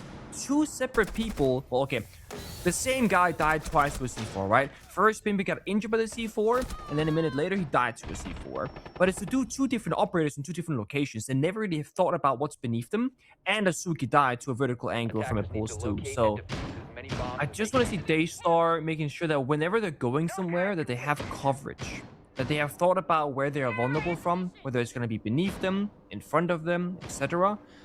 Because they picked this map. They wanted to go to Consulate, which means they know they're going to go on the attacking side first. And they gotta get, like we said before, it's a mental game. You can go down 1-5, have insane defenses, and now if you match your opponent, you go into overtime when anything is possible, sure. But the way these rounds are playing out, they need 1, if not 2 rounds minimum to probably have a shot at this. And it's better to get that round earlier than later. I want to pivot the conversation a little bit, because I was having a lot of fun talking about Jackal. If you could buff Jackal, and I'm not just saying, like, buff the gadget. I know what I would buff do. any part of gadget. Okay, tell me, what would you do? I would, so I feel like this could also be applied to Dokkaebi, but I know that she's getting a rework already. Essentially, give Jackal, let's say, I don't know, 7 or like 8 Jackal tracker charges, right? And then when you go to a footstep, you can then enable, almost like Hibana, the ammo count, how many charges you want to spend. And if you do 1, you will get 1 red ping. If you get 4, you get 4 continuous red pings with a certain interval, kind of like in the past. So you get more control over how many times you're tracking someone. Because getting a single or red ping but having 4 of them is completely redundant. Right. That's what I would do. I don't mind that. I don't mind that. I would kind of like to know, like, I also think it would be cool, even if Jackal... What if it just, like, told you the name of the room that they're in, but doesn't necessarily, like, keep pinging it? So they could be in any corner of that room, but it'll tell you the room they're in, or maybe the floor that they're on. So, for example, on Concert, if you're clearing the top floor, you track someone, and it'll just give you this live little message of what floor they're on, so you can see if they jump down the stairs. That could be kind of cool. Interesting. Like, much more like a tracking operator than anything else. Yeah, exactly. What they wanted with the Jackal change... Yeah. Like, what they wanted with the Jackal change that in its current state, they kind of want you to have the fantasy of you're chasing the footsteps, not scanning the footsteps. That's why the scan is so weak. That doesn't quite work. Whee! Oh. Bin, good entry from him. Good reply as well, but Pika now finding the SMG-12 kill makes things very awkward for Mr. Punch and DCH as they have to peel back the layers further and further. DAYSTAR have pretty much dominated this top floor control, but Soulsheart can't realistically afford to give it up. There's a whole minute left to play. And with that drone work as well, DCH is feeling extra exposed on the bomb site. Mr. Punch takes out another drone. It's time for DAYSTAR to move in and take some gunfights, finish him off. Oh, a bit of damage, but no kill. Sees the player again, but Bin strikes true with the ARX. It's a 3K on the round, sealed to close it, and DAYSTAR finally on the scoreboard. It's gotta be a Dokkaebi ban coming out right now. I can feel it. This Dokkaebi is a problem. Not only is Dokkaebi and Pika themselves finding good entry engagements, but it's just, you know, empowering his entire team with good sound cues to go over these aggressive entries. They knew exactly where every single defender was in a top floor push, and it sucked to deal with. That plus the mute ban makes it even stronger. And there it goes. Dokkaebi's banned. Valkyrie responds. I think that's pretty good from both teams. It was probably going to be a Clash, a Pulse, or a Valkyrie. From the side of DAYSTAR, to be honest with you. So, pretty good stuff. But yeah, I like the Jackal change that you mentioned. I think there's a lot of operators that could benefit from a small rework, similar to maps, actually. I'm not sure if you've been following around the map change that happened, that then has been reverted. But Villa, when Operation Silent Hunt first came out a few weeks ago, by the bar on the office bomb site, or AVG planes, etc., there was that bar that has vertical angles you can make in towards lobby to hold main stairs. They actually put a bunch of concrete on it. Yeah. And it's gone. They reverted it back to normal. So now it's back to how it was before. There's no more concrete. There's no more bricks on there. Oh, really? And I feel like making small... Yeah, that happened 2 days ago. Oh, so it was a mistake. It was not supposed to go live. It was like an internal beta test, if you will. That got missed. But I actually think that was a phenomenal change, because nobody ever does direct office attacks on Villain rank, because it's impossible when the verticality is being made, which every good rank player should probably make. I feel like making small changes to maps that will kind of dictate the meta a little bit, saying, okay, everyone attack in this way. Let's make it a little bit harder on this area, or a little bit easier in the other area, to give you an incentive to change it up a little bit. I think that and small operator tweaks could make the game feel very refreshing. Yeah. Speaking of operator tweaks, why is it that Ace has the best gun in the game and flashbangs and the best hard breach? Like, just take the flashbangs away, man. Why is it that Jackal has the two worst secondary gadgets, Claymore and Smoke? He's meant to be a roam clearer. Give him flashes, give him frags, even give him breaching charges so he can be a vertical operator. I don't know. I feel like there's a lot of things you could do to Jackal to maybe micro buff him back into some form of relevancy. But as you said, the Dokkaebi ban going down, that might tempt a team to bring an operator like a Jackal or perhaps a Deimos to expedite the roam clear. But the Deimos is the first one to go down. Good bit of roam game from I9 on the Goyo. Finally kill with the slug shotty. I feel like we saw the issue there, the Dokkaebi missing. Pika's walking about without any sort of support, no droning, no Dokkaebi calls anymore, of course. What if you play Solid Snake instead of the Deimos? You can track like the whole bottom floor, like half of it at least for yourself. This could be where Solid Snake could be a substitute operator to these kinds of operator bans of Dokkaebi. For now, Pika will watch the flank cam in Visa and just be a drone for his teammates. Meanwhile, the main push upstairs will continue. Honestly, right now, looking at it, right? Because they're playing the Thatcher, there is a world where the Blackbeard can walk on in. And if they clear the close right side of meeting with the Blackbeard grenades or caps of fire, they could maybe go for a plant and try and just deny the C4 with the Thatcher. There is a world where they can kind of skip some steps here in this round. And they might have to, given the fact they're playing 4v5. This is a very nice Spider-Man repel, but the Azami's keeper barrier is protecting Mark. Oh, sees his foot for a brief moment. Break the keeper, surely. Oh, wow. He actually found an angle underneath it. Almost dies to a player coming up the spiral stairs. That was I9 contesting the repel. Wow, I'm surprised he managed to land that shot underneath the keeper barrier. DCH, does he go for the swing? No, instead he goes to detonate. The Goyo charge finds the Blackbeard, though. He was caught off guard, but he just has enough reflexes to get the kill regardless. Now he's feeling a little bit of pressure from outside on the balcony. It's Seal making his way in. No fire from the Capital remaining. Him and Soufflé together will have to make sure that they check. Hidden in this corner, tucked away. Doesn't matter because Soul's Heart have retaken control of Long Desk and they've gone to swing. DAYSTAR continues struggling on this attacking side. It's starting to run away from them. Yeah, it has been the same story now for 2 maps where, again, I keep saying it, but the main push just is not being successful. And then with the Dokkaebi ban, PK can no longer find that same success below, plus he can't buff his teammates up above. So maybe it could be a time for like a Monty. Monty really helps stabilize rounds that are very uncertain because you can then get inside the bombs a lot easier. Like you said, maybe it's time for Jackal or other roam clearing operators.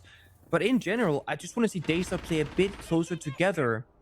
Like, they did such a good job at finding the initial pick, but then they let DCH sprint around the bomb site and somehow it was prone and killed the Blackbeard.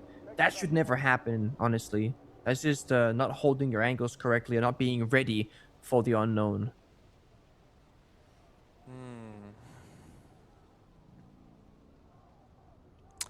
Hey, do you see what I see on the attacking side? It's gonna change. There is no way that they play Jackal Deimos. 5, 4, Unless- 3, 2, unless- locked in. Oh Locked my in. god, that's gonna be Jackal Deimos. Okay. I want you, as a Jackal connoisseur, to break down for me what is the value of the Jackal in any round of Siege in the current state of Jackal. Look, I can tell you a lot of problems. I can tell you a lot of, oh, well, here is the value, but you need to have this. So, like, for example, especially on a map where you just, like, you're attacking the basement right here. You want to go for a big roam clear. You want to try and make that as quick as possible. So, unlike Solid Snake, you can't just open up your gadget and know that this room is clear. Unlike Deimos, you can't say, we want to know where Ella is. Let's select Ella. You can't just call, like, a Dokkaebi and get the audio cue that everything is clear. But you can see someone was here. I'm going to scan their prints and know where they are right now anywhere on the map. But it's just, like, compared to all of those other alternatives, it's just not quite as good. And also, what if someone is peeking you just outside of admin, but they haven't actually walked in admin yet? You're not going to get within range to track the footsteps. So there's just so many weaknesses. And what, like, on top of all of that, he has smoke grenades. It's like, come on. Like, he's a roam clearer. Why does he have execute utility? Let this go. Dude, why does he have execute utility? He's a roam clearer. Ace should have the execute utility. I'm not against it. I'm right there with you. It's very logical, like what you're saying. I fully get that. And your point about the footsteps also is, yeah, you scan them one time and they disappear. For people in chat that might not know that are watching the stream of the VOD back, Jackal got massively nerfed a couple of months ago where, yes, you have 5 trackers, but when you scan a footstep, you only get a single red ping, not a continuation based on the duration. So you can't really actually hunt people or track them as efficiently anymore. Plus, footsteps don't generate in prep phase, I don't believe, anymore either. So if somebody were to sprint into admin offices and hide in the corner and you play Jackal and you then scan the room, you don't see any footsteps, it's clear. But somebody actually was there only 5 seconds earlier in prep phase. So, very unreliable operator. I have an edgy idea for a Jackal rework. What if when you scan the steps, instead of pinging where they currently are, it shows you through the walls all of the footsteps they have ever made in the round? Like the whole path, basically. The whole map, so you can see their entire path. And maybe there's like this little kind of line that shows you where, like, their actual pathing, like it kind of lights up the footsteps as they've gone from the basement to the top floor. You can see, so you can see where, you know, that they put all their utility down, for example. You can see how they path there. And then at the end of that little line, it shows you their current location. Definitely spinning. Here comes the nade hits him on the body. DCH, you got to win this fight. Pika shuts him down, but Mark will reply. Going for the backstab, the Scorpions come to life. And no more Deimos to worry about, but good flank watch here from Seal on the Jackal. Bin looking down the vertical angles, but the plan is denied. Soufflé has to start planting again. It's all up to Scatman now to deny it, and he does! But not before he gets taken down with the pistol. It's an unbelievably chaotic end to the rounds, but a big clutch up leads DAYSTAR to win a second of their attacks. That's how much it takes to win the round. Grenade physically hitting DCH, forcing the swing. Deimos gets the kill. Scatman covering things vertically, dropping down. Less than a second, or at least less than 2 seconds left on the clock when he gets that final kill confirmation. So much has to go right for DAYSTAR, but they finally get that second and crucial attacking round.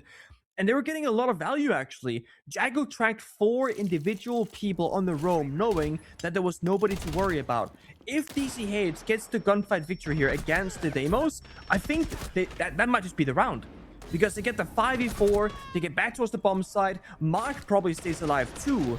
But because that bomb site goes the other way, 2 people fall from defense. Now DAYSTAR have a chance to spoil the first half here and go 3 for 3. Which would be beating expectations.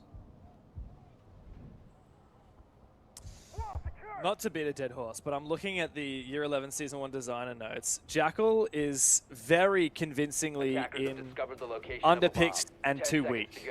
So, yep. And Ace, in contrast, is overpicked and too strong. Give him flashbangs! Just give him the flashes back. You're if you don't want an Ace hater, man. I mean, Ace doesn't need buffs. Ace was the best hard breacher, and then he got 2 buffs. And now it's just like, it's like the operator doesn't exist, because I can't play a single ranked game where Ace actually exists, because everyone just bans him. And it's like, I'd rather him be balanced and actually get to play him sometimes. It's kind of crazy that his ban rate is like 70% and he's still overpicked. Like, how does that happen? Well, it's because it's the presence is how overpicked is calculated. Presence includes how often it's picked and how often as well. Okay. Yeah, it's presence. Okay, that makes sense. I was just thinking he was picked literally every single round he was not banned, essentially, because that might actually be enough. Yeah. Oh, is this presence? Yeah, you're right up top. I see it. Yeah. Well, final round of the half, Nick. Obviously, after this, both teams will get 2 minutes to have a little bit of a chat with their coach and prepare for the next half. If DAYSTAR can find a third attack here, I think we're on like Donkey Kong. This could certainly be a trade of maps and moving to Chalet for the decider. DAYSTAR just need a third round of attack to get themselves in the driver's seat for that to happen. Cam deployed. Very important early kill here. Just looking forward. If the CH oversteps as the Mossy right now, or even goes to that CEO wall right here, he might just fall. A very long angle from Bin prone in break room. He sees the bullets, still stays alive. Very important. Now they know. So much pressure though applied here from the attackers. Pretty quickly in the building as well, actually. They can still take the full top floor control if they want to, but a lot of the time enemies tend, or attackers rather, tend to go downstairs now, trying to work either the vertical or just work the bomb site itself. I mean, Bin is just caught in the crosses, looking for that freebie. But DCH should know roughly where he is. Ooh, what's going on here from Pika? He's been hunted down. In the basement. Yeah, it's the punch. Very hyper aware of that roaming Deimos lurking down below. Time's ticking away. DAYSTAR really haven't made the progress that they need. Still looking to push the top floor. Here's a good entry from Bin. He's been fragging like crazy here for DAYSTAR, the new pickup on the roster. He needs to have a big impact on this entry. He's so aware of where DCH does reside and finally takes him down. Mark, though, in the bathroom, good for 2. Oh. Hungry for more. But Azuki is watching the flank. Could use your help. Come on. It's now into a 2v2, but 20 seconds is all that remains. Bin's been picked back up, so numbers advantage for DAYSTAR, but the diffuser's on the roof. They don't have time. Oh, no. Pengu, they're going to have to go for kills. Ion and Scatman might not know it, but there's no chance to get this diffuser down, and both of them have found kills. Seal can't survive. Soul's Heart have just stolen the round and stolen the show. It's a 4-2 split on defense as we move into the tactical break at the end of the half.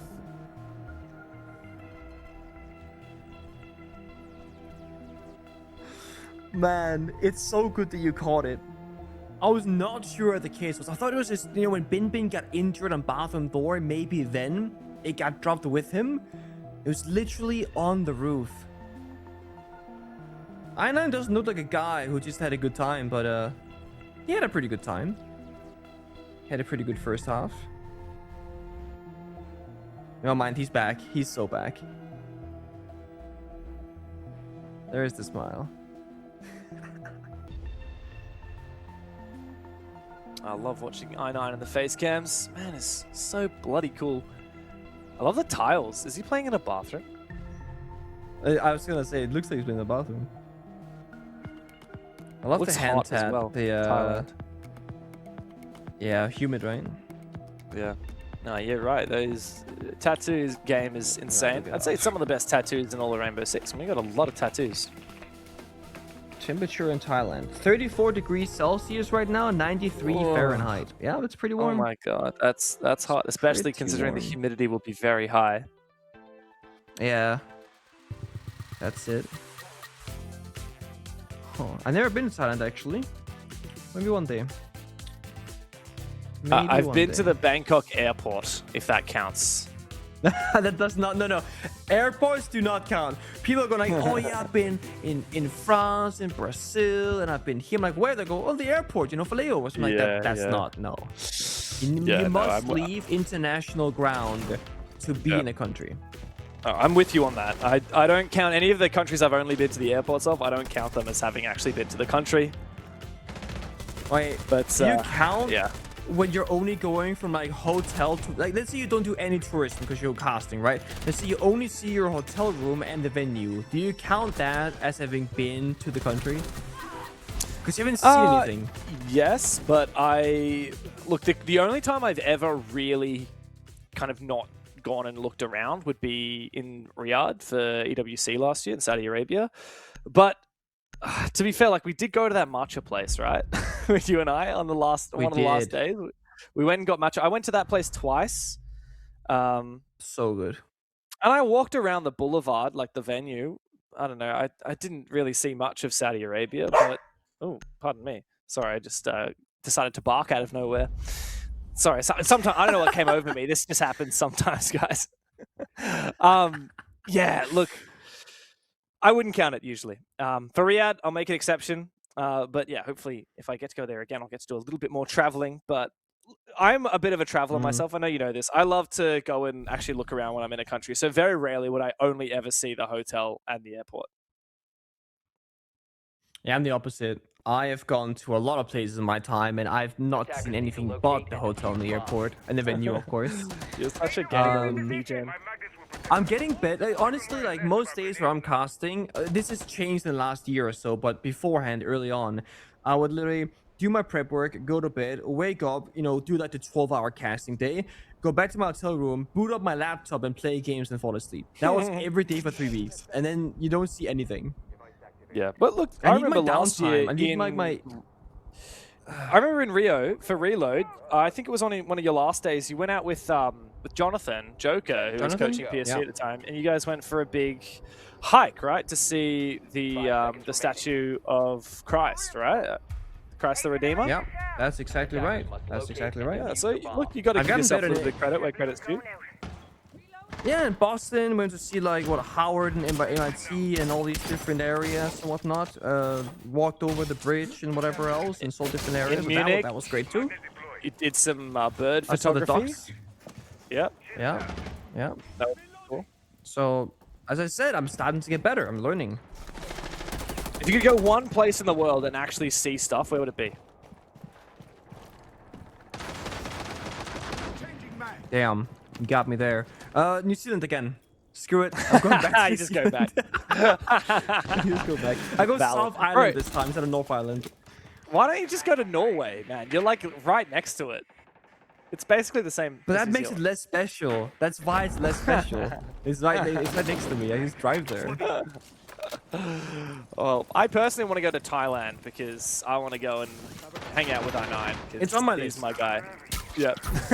I'm sure with DM I9 after this, he'll be like, I9, if you guys like keep playing Siege and keep doing well, could we come like hang out? We make some content. You show us around the countryside, like, we share tips. Let's do that. Let's do it. Get them ready for international tournaments, Yeah. We'll see how they go the rest of this game, of course. Salt Lake City is the upcoming major in May, and these guys are going to have to battle through this bracket to get there. You can only afford one loss. Otherwise, you're on your last legs, your last life. And if DAYSTAR go down here on concert, that sends them into the lower bracket. Not the place you want to be. They're on the defense now, so they have a little bit of pressure off their shoulders. It's up to Soul's Heart to make the first move. And it's been a similar look as Lair, where it's a very slow start for Soul's Heart getting in the building. The good news is, though, they got there with everybody alive and it's intact. And Bin Bin is taking about half his health here on the Omai as well, so they do have an advantage in that particular gunfight. But I'm looking at this attacking lineup thinking, how are they going to ever plant? They got Twitch and Brava, 2 drone operators, no shields, and only 1 capital fire. They gotta deal with the shield, the Shanka, the C4. It seems like it's gonna be just backs against the wall, surrounded by enemies, and hoping for the best. Comes a lot down to the entries.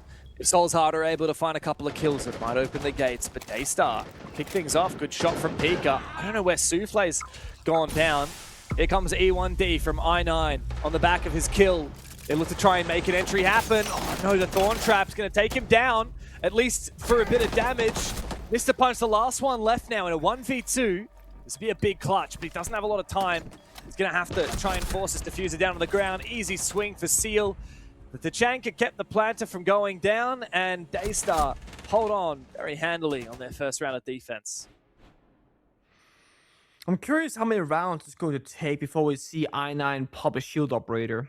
Because I feel like 1 or 2 more of these kinds of attacks where, honestly, Soulstar didn't do anything wrong. It's just that they didn't really have anything going right either. Yes, they got a couple of kills at the very end, but strategically, they didn't have like a solid way to get that round victory.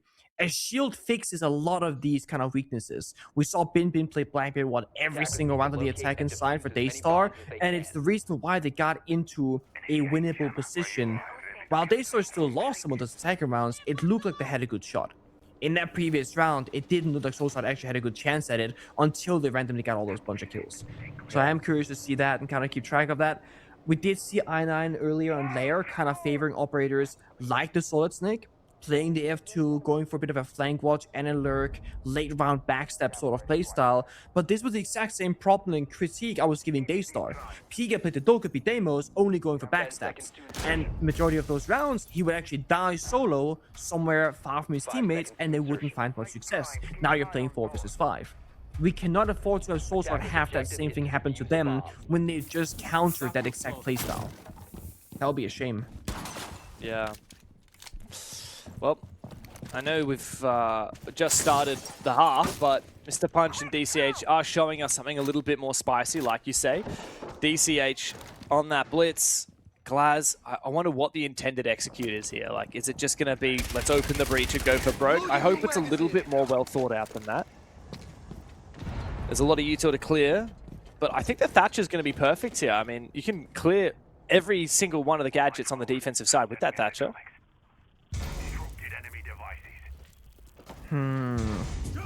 You see this, like you say, there are more tools in the kitchen. Smoke, Lion, Blitz, Glass. Here we go. Oh, EMP's no. cover kill. Oh no. Yeah, it's not a good way to kick things off. Scatman, though, immediately will redeem himself. Okay. Yeah, indeed he can. Scatman, though, gets denied just before the plant goes down. Now up to DCH as he gets aggressive. Spots the Maestro and takes him down. Looking for a second kill. There's a player inside of Kitchen. It's an awkward gunfight, though, up against Suzuki. And I9 is still outside the breach, not really able to support. Good flash, good kill as well from DCH. Maybe there's a chance now in the 2v2. The Elamine does concuss him for a brief moment, but a good shot from Seal. DCH now having to find all 4 kills in the 1v2. So close for DCH, but big clutch up from Seal. And DAYSTAR are well and truly back into the game. It's such a blunder, right? I genuinely think if the Thermite doesn't get team killed, the plant actually would have gone down because it stalled things out for a good 2 or 3 seconds. Different people covering different angles, and the Thatcher couldn't stay on the EMPs any longer. Right before the team kill, Thatcher was just like having the EMP launcher in his hand, looking for a C4, looking for those evil eyes.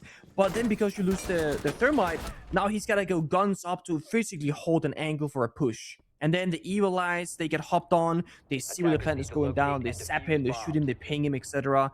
And with that, the round as well. Really good try on the blitz, and I think we just got to see exactly how good shields can be on Consulate. But that could have been a round where so hard instantly would have won. Instead, they had to fight so hard and get so close just to lose at the finish line.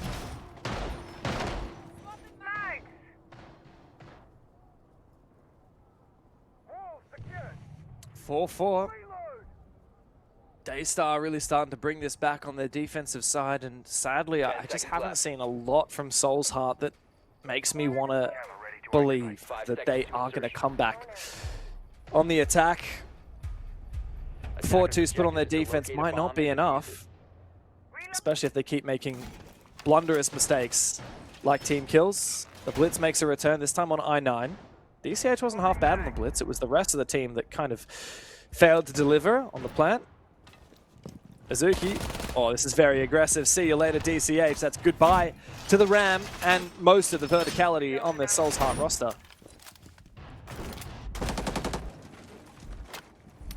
Yep. Well, if we talked about mentals earlier and how this is a mental game, this is one of those rounds. You sent it, barbed wire, thorn trap, enter, rush denied. Oh no. Oh, this is so good. I9 finally gets one kill. It's going to have to be a Blitz ace. Not likely. Mr. Punch upstairs. What are you doing, Pika? That's a free kill for I9. Is he going to be able to try and revive Mr. Punch? I think he's just leaving him to die. Maybe there's Honestly, a chance. Probably not. I feel like this is... He's in feel like bathroom. They know he's injured. It's winnable. I don't know if you revive your teammate here. Maybe they don't know, actually. Well, he's got info on the first player. He's going to have to take this 1v1. They are in bathroom. Yeah, so Mr. Punch is downed in the corner. Yeah. He's giving a ping out onto Bin Bin. If I9 is able to get into that position, he might be able to find the shot onto Bin Bin. But he's being covered by Seal and by Azuki. He's only got information for a brief moment longer. There's another free kill. I have no idea what Soul's Heart are doing, but the bleed out for Mr. Punch, it was going to happen eventually. That's okay. 1v5 becomes a 1v2 and winnable. You gotta see DAYSTAR holding his crossfire at all times. There are no more smoke grenades in the pocket of I9, so you cannot kind of stop them from helping each other. Maybe flash one, fight the other guy. That could be the way to win. Oh my God. He's trying to bait out the info. They know where one of the players is, but I don't think he's aware of Azuki tucked away in the corner. He's got to isolate the fight, 1v1. No, he doesn't know, and he exposes his back. Now he sees both of them. Can he take the fight? No, Seal gets the better of him. DAYSTAR finally take the lead on Consulate. Again, a 1v5 instantaneous round loss where they get so close once again to actually winning out the round. I'm not sure if Soul's Heart, they probably rushed that entire thing and sped up the round because they lost DCH so early, dying in the first like 20 seconds. So I don't blame them. But you're jumping into a thorn with barbed wire and whatnot. It is so hard to play against. And again, Consulate, very small map. It means that almost wherever you go near the bomb site, there's going to be a player or a bunch of utility. It's so rare that there's any gaps to be found. There's always going to be the Fenrir, the Ela, the Thorn, the Goyu, etc.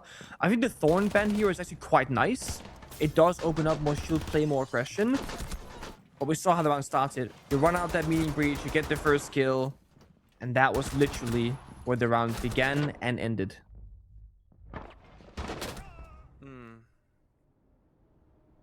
Defenders, protect your bombs from being defused by attackers. Well, 1 round away from match point and 2 rounds away from pushing this to a third map for DAYSTAR. Soul's Heart made a lot of promises in that first half. They showed us that they look really convincing when they're all in sync, but you're right. Their willingness to just throw a round out of the window as soon as things look a little bit tough, I think it's part of the things that the reason why they are struggling so much on their attacking side. One tiny little thing goes wrong, one opening kill goes down the toilet, and yeah, they do really struggle. I mean, every single round they have been fighting on the attack from a player in deficit, twice because DAYSTAR's found the opening kill, once because of the team kill from Scatman onto Mark. Yeah. I can't help but feel like just fixing up some of these tiny mistakes at the start of these rounds will make this very winnable. It would go such a long way. Like I'm telling you, half of these rounds for Souls Heart, they have to opt for plan B because somebody dies early and gets punished. I really like the Monty here. I made the same argument for DAYSTAR when they were attacking, where the Monty and the shields can help you stabilize these kind of chaotic rounds. With the Thorn Ban as well, you have so few ways of actually dying as a Monty player. It's probably just going to be the Tashanka now, or a really crazy C4 that's going to have to be thought of here for I9. Now, we're playing on the roof together. We're destroying the Goyo canister by nading.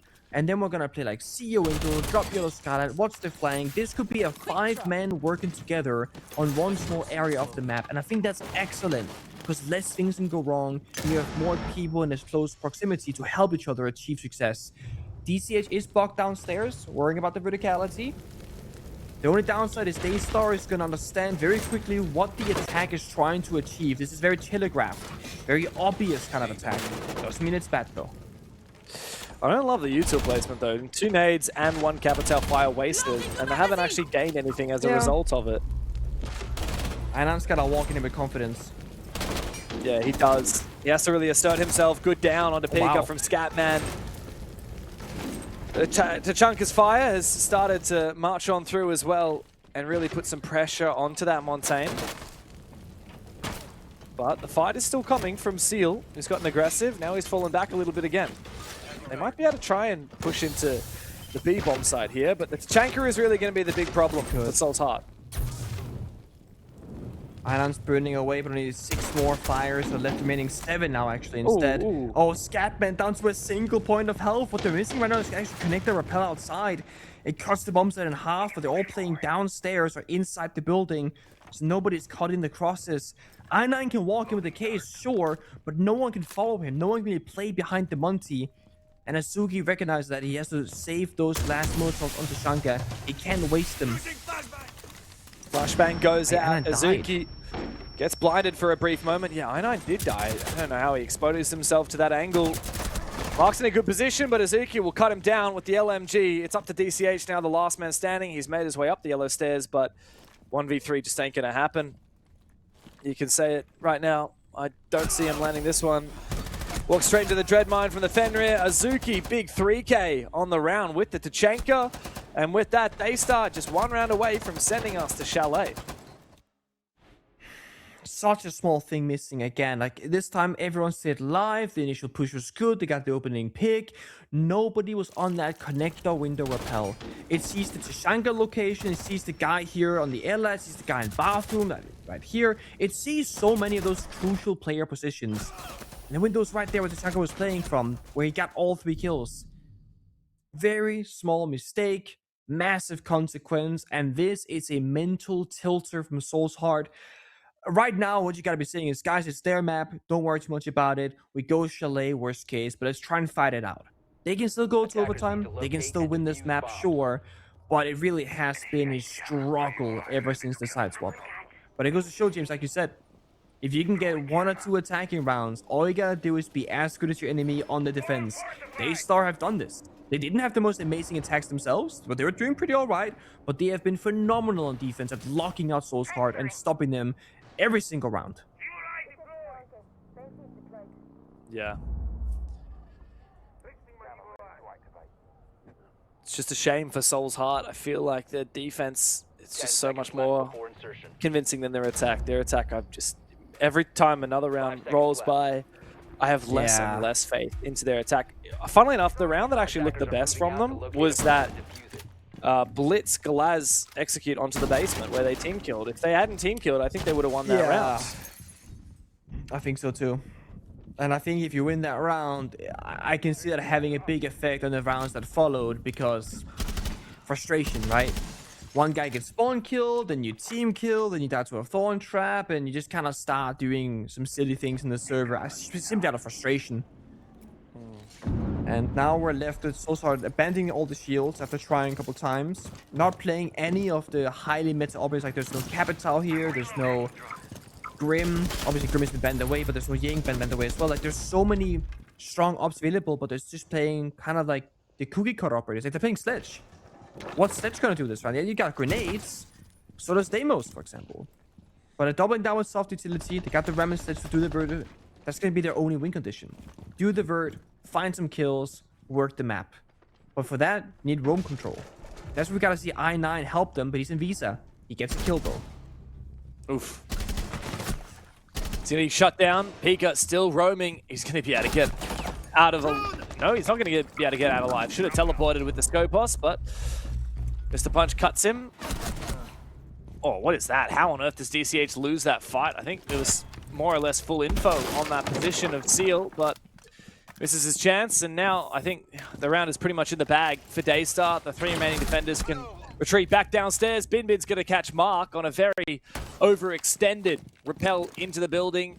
Mr. Punch in a 1v3. How is it that we keep seeing Soul's Hearts in these 1v3s with over a minute left to play?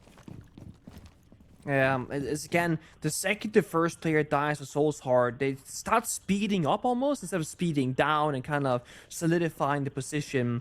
And things they slip very quickly. Here's a shotgun, close quarter, it's ready for it. One tap, it's easy. Bin, new player, gets the final kill. Not the concept that they wanted, not the one they decided, but there is still one more map, James. That it is, and it doesn't matter if they struggle in the first half. They came back with a vengeance to win 5 defenses in a row to close out Consulate. Yep. Big statement from DAYSTAR, and they send us to a third map. Chalet coming up after this.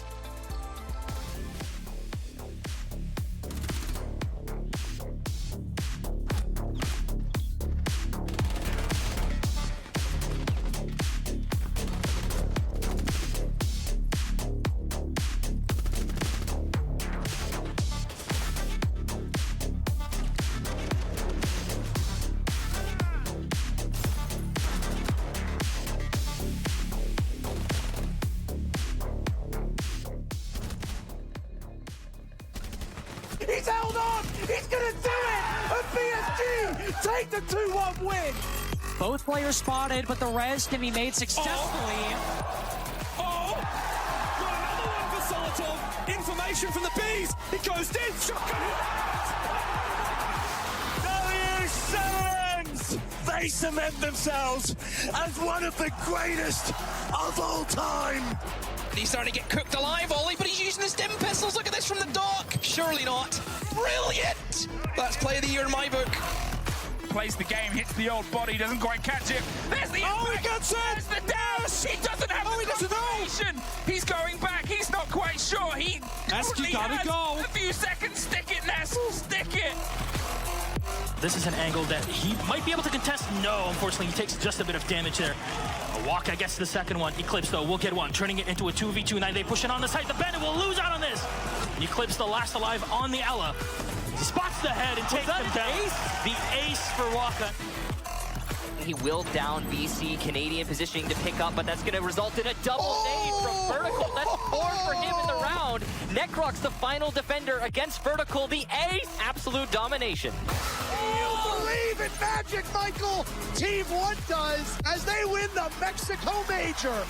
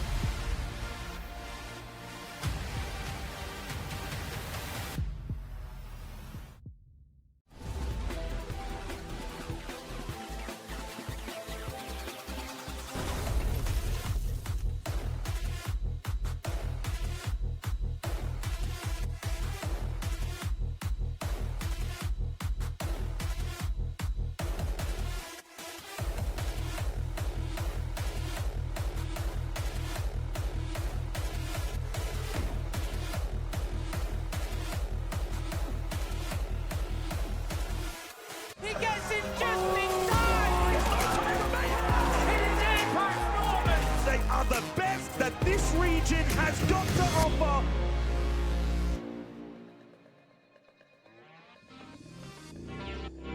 Pengu, yeah, Soulsheart versus DAYSTAR. I was thinking about this game in the context of the Asia League, right? We all know Weibo's #1, but in this region, in Kickoff, 2 teams are going to go through to the Salt Lake City Major. So who's going to be the second? And on paper, I kind of feel like DAYSTAR, Soulsheart, and 6-7 are probably the 3 teams in that conversation. Yeah, they're... Just for reference here, there is a team going by the name 6-7 before anybody's like, what does that even mean? Yeah, that's a team name, by the way. It's X-Fury. But I think you make an excellent point. It's X-Fury, but Fury is still there, but a different team of players. Yes. It's confusing, I know, okay? There's also Unreal Nightmare. You don't want to mention those guys? Atari Esports? Yeah, I mean, I just don't think that... HL Tori, I don't think they're going to be in the conversation for the major. I don't think Unreal Nightmare will be either. Okay. Maybe I'll be wrong, but I think the 3 favorites... No, it's more positive for DAYSTAR, Soulsheart, and 6-7. I just think those 3 teams at the moment... Look at it. Exactly. But this has been a fight back and forth, right? Like, if it is going to be one of these 2 teams that makes it through to that second place, or maybe even first place in the major, like, they're going to have to step it up another level. And, of course, it will be determined on Chalet which of these teams is better today. Of course, that could change later if they have a rematch in the lower bracket, but you know, the 2 games that matter the most in this bracket are the upper bracket final and the lower bracket final, because those are the 2 games that qualify you for the Salt Lake City Major. And staying in the upper bracket by winning today here on Chalet would be massive for either DAYSTAR or Soulsheart. It would be, and it's funny because Soulsheart and DAYSTAR, they actually had very similar issues on both layer and on Consulate, and it's actually an attacker-oriented problem. They're both quite good on the defenses. Chalet's an attacker-favorite map, very historically speaking, and it's a very different map than both layer and Consulate, so I'm very curious what's going to happen now. Because the thing is, no matter who's going to win this, it's going to get harder for you, right? Because your future opponent, Weibo's waiting, and Weibo has no weaknesses. So you really gotta sharpen up your tools right now and every single day in practice. Yeah, I think for me, after seeing Consulate, I'm concerned for Soulsheart's attacks on maps where you really have to be methodical and hard clear things, because as soon as one element of an attack goes wrong, Soulsheart were throwing in the towel. It happened on their basement attack. As soon as they got a team kill, it was like pretty much GG. And the same thing happened on so many of those other like roam clear and map control centric attacks as well. DAYSTAR, like even if they struggled on attack, they still won 2, right? Out of 6 tries. Soulsheart won 0 out of 5. On Chalet though, it does enable more aggressive play. If you want to, you know, sneak in, rat in a little bit, like Soulsheart are pretty want to do, then you might have a bit more success on Chalet. So I do think that my heart overall for this particular map coming up of Chalet does go to Soulsheart, but I think that on pretty much any more strategic and methodical map, I think DAYSTAR actually has the edge. I do think DAYSTAR having me watching VODs right now. I think he's watching back. Yeah, he is. Is he watching back the game that just happened? Media player. Yeah, I think so. Yeah, it's Consulate. Yeah, I think he's just... Yeah, he's watching Consulate back again, so he's just watching a frag montage of his own kills, perhaps. Watching what went wrong that game. So, fun story, actually, about back in the PC Talent days. We had Romantic on our roster, who's now on BNK Fearx, and we noticed that every single time we scrimmed with him, the first thing he would do after a map finished, he would alt-tap, and he had then shadow played every single kill he got, and was watching back his own highlight reel. And we're like, this is great that you're watching the game back, but you gotta look at the things you did wrong, not the kills that you got right. You know what I mean? It's very on the other hand, it's looking at yourself that you're being critical. It's true. On the other hand, it's good also to be really confident and exercise that confidence. I9 is a player that really embodies that confidence. He's the kind of guy that's not afraid to pick a Maru and rush into a building at 7-7 match point. He's not afraid to pick an operator where he has to frag, play a position where he has to get aggressive. He'll do it well. And even on the blitz, right, he was really impressive. This was an almost clutch from him from a 1 versus 5. I think he found like 3 or 4 kills. I9 has been one of the most coveted players in Thailand for such a long time. He's bounced around a few different teams, of course, played for the old Elevate roster that now is Soul's Heart. Had a stint on Fury, now he's back with his best friend Scatman and ready to try and make it deeper into this upper bracket. We're here in the APL Asia Kickoff, and DAYSTAR has pushed us the distance to Chalet, but Soul's Heart stand in their way. Who takes it? Well, we're about to find out on this third map.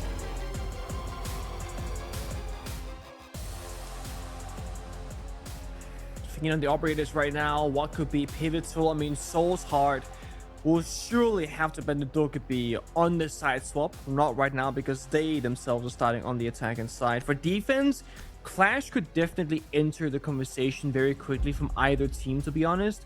But I don't think it's an operator you can ban off the rip. I think you have to kind of play, quote-unquote, normal Chalet, ban operators that are going to get a high pick rate. You know, your Asami, your Mira, your Castle, whatever sort of target ban you want to go for that has a high presence. Clash is either picked every single round by some teams or never picked by many teams. It's kind of hard to predict that one, the first 2 ban operators. It's going to be Asami and Ella, actually. Speaking of target bans, that's incredibly rare. I think it might help it might help the shield play a little bit here. Yeah. If you want to lean to the shields, Ella's one of the best counters. Also, Ella's just such a comfort pick for so many fraggers in the current meta. The Scorpion is buffed, and it's not quite as good as it once was, but it's still a very good weapon in Aroma. It's funny because the Scorpion is a weapon that you could literally only play if you wanted on Ella, but now Denari also has that plus the FMG9. So we are in a point in Siege where there aren't really many unique weapons left. But if you go far enough back, you know, every new operator, you know, when Bok came out, when Mira came out, when Jackal came out, when Hibana came out, you can keep going. They all had their own unique weapon that no one else really had. 10 seconds left. Where we're in the point where, sure, like Deimos' pistol is pretty unique, the glaive on the Nauri is unique as well. But we are finding a position where more and more weapons can get picked across the board. So if you're really good at a specific weapon, think of like when Psycho was an Iana one trick. You ban the Iana. Guess what? He plays Nomad because Nomad also had the ARX. Like, it doesn't matter. And it kind of puts you in a position where if you are just so talented with a particular gun, you now have more tools to do so. And I think that's, in a way, that's quite nice, actually. Yeah, I agree. I know a lot of people like having, you know, their favorite operators having like a really exclusive weapon, or they like it when a new operator comes out, always got a new weapon. But I like that we have multiple operators with different weapons. For example, Twitch's F2 is now available on the Solid Snake, and I9's just found a kill with it. A second kill is found now by Mark. DAYSTAR are struggling to keep their heads above the water here. Only 2 players left up. The site is being torn to pieces as well. Not a good spot to be in here for the DAYSTAR players. They're going to have to try and find some way to lash out. We saw Soul's Heart with a quick pace and conflict, but that map doesn't suit the playstyle. But look at this. Chalet's a different story. The nade hits him. Big with the repel. A flawless round on the first attack after failing so many just minutes ago on Consulate. This goes to show how much the map matters for these kinds of teams. Big start for Soul's Heart on Chalet. Quick pace. And maybe you're going to go back and say, kind of wish we banned different operators right now because they're playing the Blightbeard, they're playing the Solid Snake, and they are playing fast gameplay.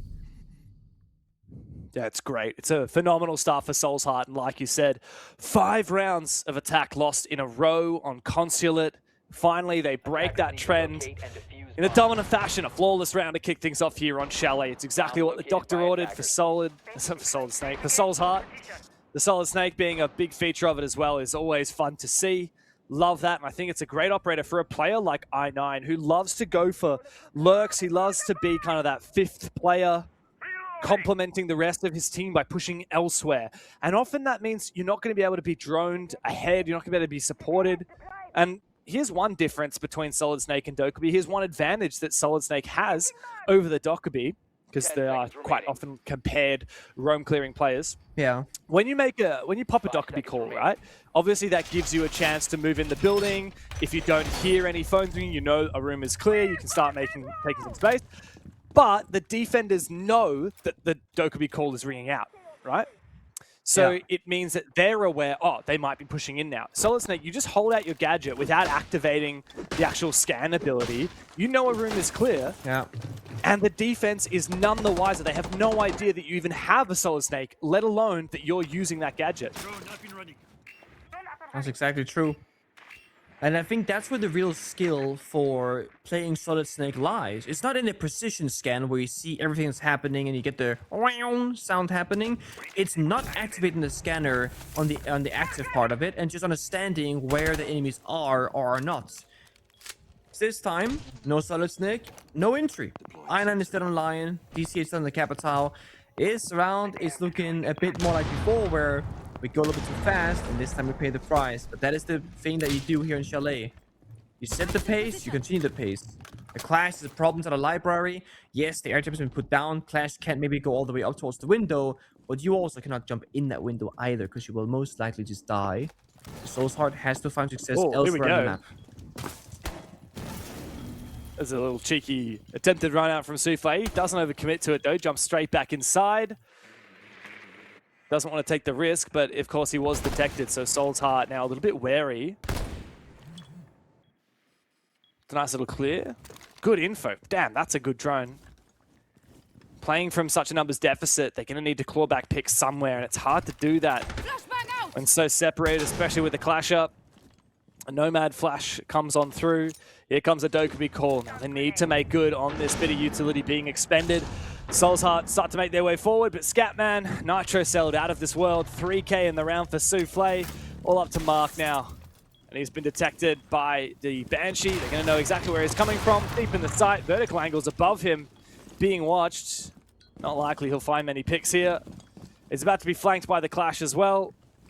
There's a player in the corner of sight, isn't there? No, I'm crazy. I don't know what I'm looking at. I need to go and get... Oh, there's a player on the library stairs. I thought he was in sight by the outlines. Mark is, yeah, not going to have much luck here. Oh, unless... I've been running with a Roni, by the way. Oh, good question. Maybe he's not a DMR player. So yeah, good, that's but a strange does have a choice. zoom scope. Mark just around the corner from he's not. Steel. Yeah, there you go. Easy lockout for Seal there. And DAYSTAR, yeah, nice little reply.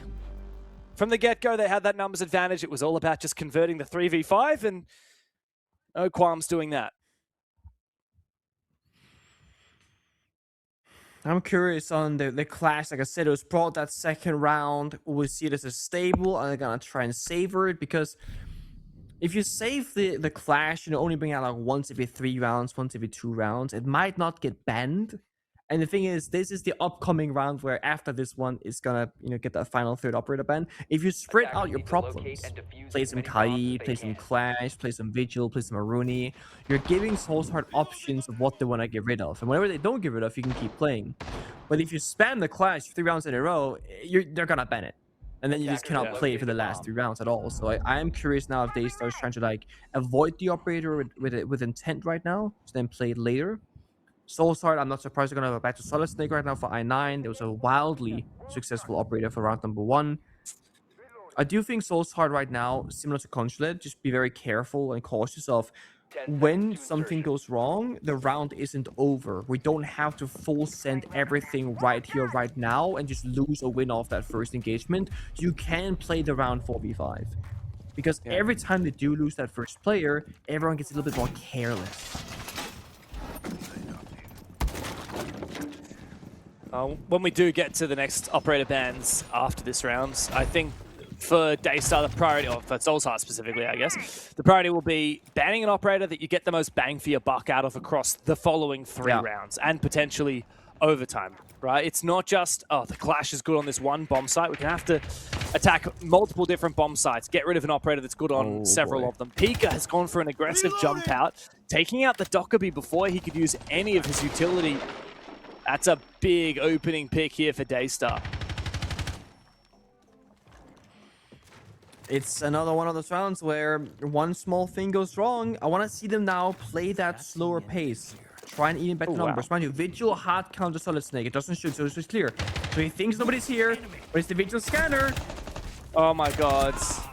It's beautiful. That's great usage of the Vigil to counter it. And Seal as well, getting the injure with his Frostmat. Mark is going to pick himself up. But of course, that means that he will have the debuff. If he'd been revived by DCH, he wouldn't have had to deal with that debuff. However, the Finker Boost actually cures him of the debuff. I didn't know that that happened, but I like that. It might not actually. Oh, it does. It does, according to the overlay. I didn't know that either. Well, I was waiting for the icon to disappear because maybe the blue mark would override the red mark, but the red mark is still actually there beneath it. Maybe. So I was waiting to see if that was the case. But no, you're right. It actually does cleanse it. It's funny because the concept is your leg is like broken, and then I guess Finger just fixed it, huh? Just like that. Yeah, man. Just Nanobots, like bro. Nanobots be diff. True. Science. Science, But it's been a rough round. But we got to see the counterplay. But we spoke yesterday with Okumesh, right? And I was like, oh, you guys love playing the Solid Snake. What happens if we start playing Vigil, Alibi, or Mute Jammers? They go, ah, haha, it's okay. You know, people don't play Alibi. He didn't really mention about the Vigil, but we saw it right there. There is zero indicator of Vigil being the Solid Snake scanner if Vigil's gadget is on. So you'd have to go on a drone to see if Vigil scanner is active or not. So that's a bit of a mind game. Yeah, no, I like it. Thankfully, Pika was eventually traded back, but 30 seconds to play 3v4. Soul's Heart will have a lot of work to do, but Souffle is way too aggressive. It's going to be a free kill. However, the cost comes elsewhere as Azuki's found a pick onto Mark. Now, a lot of choices here for Soul's Heart, especially with Azuki doubling down, finding a second one. Bin's got the office on lock, and DAYSTAR finding a little bit of momentum now on their defensive side. They take the lead on Chalet. They assert their dominance and just make Soul's Heart have a bit of soul searching to do. The only kind of downside or sad thing about last time is that, you know, Vigil was also the person jumping out, getting aggressive, so they kind of knew there was a Vigil, but didn't kind of respect it and whatnot. It is what it is. Operator bans, unsure, honestly. What is going to happen here for both teams? It's going to be the Aruni and the Dokkaebi. Okay. Interesting. So Aruni has been playing the Roni majority of the rounds, not DMR, which you made a note of. Secondly, Aruni is one of those operators where I feel like if Aruni didn't have a DMR and just had the Roni, I don't personally think we would see Aruni played almost ever. So is the gadget actually strong? Is the gadget actually a problem? It's kind of just like playing a singular Jaeger ADS on one doorway. But instead of it having a 9-second cooldown, it's like 30 seconds or whatever. So I get Aruni gives information as well, though. If the gate isn't burned, no enemy can be there, yada, yada, yada. But I am a little bit interested in the Aruni ban here because there hasn't seemingly been the problem from our perspectives, looking from the outside in. But of course, when you're a player in the server, it's a very different feeling from what's stopping you from achieving your goal. Bomb located by attackers. 10 seconds left. Just look at this DAYSTAR lineup, man. There's a lot of traps. There's a lot of stuff to deal with if your Soul's Heart. Mira going unbanned for an entire half, an entire game. It's a rare sight these days. So that Mira position is reasonably exposed. If someone's able to get deep into the display, they can take it down. Of course, the Mira can also be countered by not just the Ace on Mark, but also the Ash from Mr. Punch. The player I'm really on the lookout for here is Pika on that Vigil. We saw the damage he was able to do against the Solid Snake last round. What can he achieve here? Pika has been such a thorn in Soul's Heart's side, all 3 maps. Always solo lurking, roaming, just looking for that play. And now again, playing the Vigil in case of the Solid Snake being brought out. He's juking the drones, but they see the Vigil scanner was active there for a second instead of dining. And there is this punch hole. It's a highly risky angle to create because if they see it on a drone and say, guys, punch hole on yellow ping pre-fired, Pika will die. But they're doing such a limited attack right now, only taking Trophy and Solar Stairs, that he's pretty safe. Yeah, he saw a drone as well for a brief moment. Oh, wow, what a shot from DCH on the vert. This might be the cue here for Soulsheart to start making a move. They need this round. The Denari's tripwire lasers are a bit awkward on the bomb side. Oh, Mr. Punch, he looks away at the wrong moment. He loses his fight. Pika continues to be a thorn in Soulsheart's side, but numbers advantage resides with Soulsheart still. Wow, what a jump out. This is a choice. I9 can essentially lock Pika in sight. They are going to go back outside and try to hunt him down. He's going to be all the way down in Trench, which means it's a 4v1 on the bomb site. Soulsheart have to take advantage of this moment, go for a kill and a seal. Now that they've done so, it's a 1v4 for Pika. He goes straight into DCH's waiting arms. Soulsheart finally get themselves another round on the board. It was a tough moment, but DAYSTAR could not quite get that one across the line. Now, these rounds are very much defined in the first minute or so. Who gets that opening, who has the pace setting. And while it was actually a successful flank downstairs from Pika, well, they lost the bomb site in the process, right? They had 4 people in Solarium working together, just picking that apart. They got the beautiful pick vertically as well. And then, of course, when you got the Monty, you can walk in for free and skip the drone stage of the round when it comes to entering that bomb site. We did see here at the end, though, they had spent 9 of their 10 drones.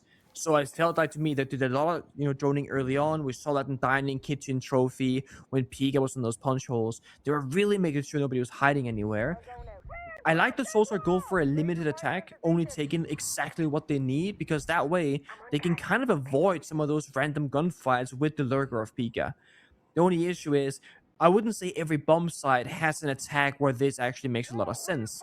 And one of those bomb sites is going to be bar and basement. Those 2 sides is more about going for a bit more map control, a bit more verticality, because you gotta do a bit of breaching, a bit of picking apart. So for this upcoming round, you can't do that exact same thing that just worked for you. You gotta find a different way to win. Reload!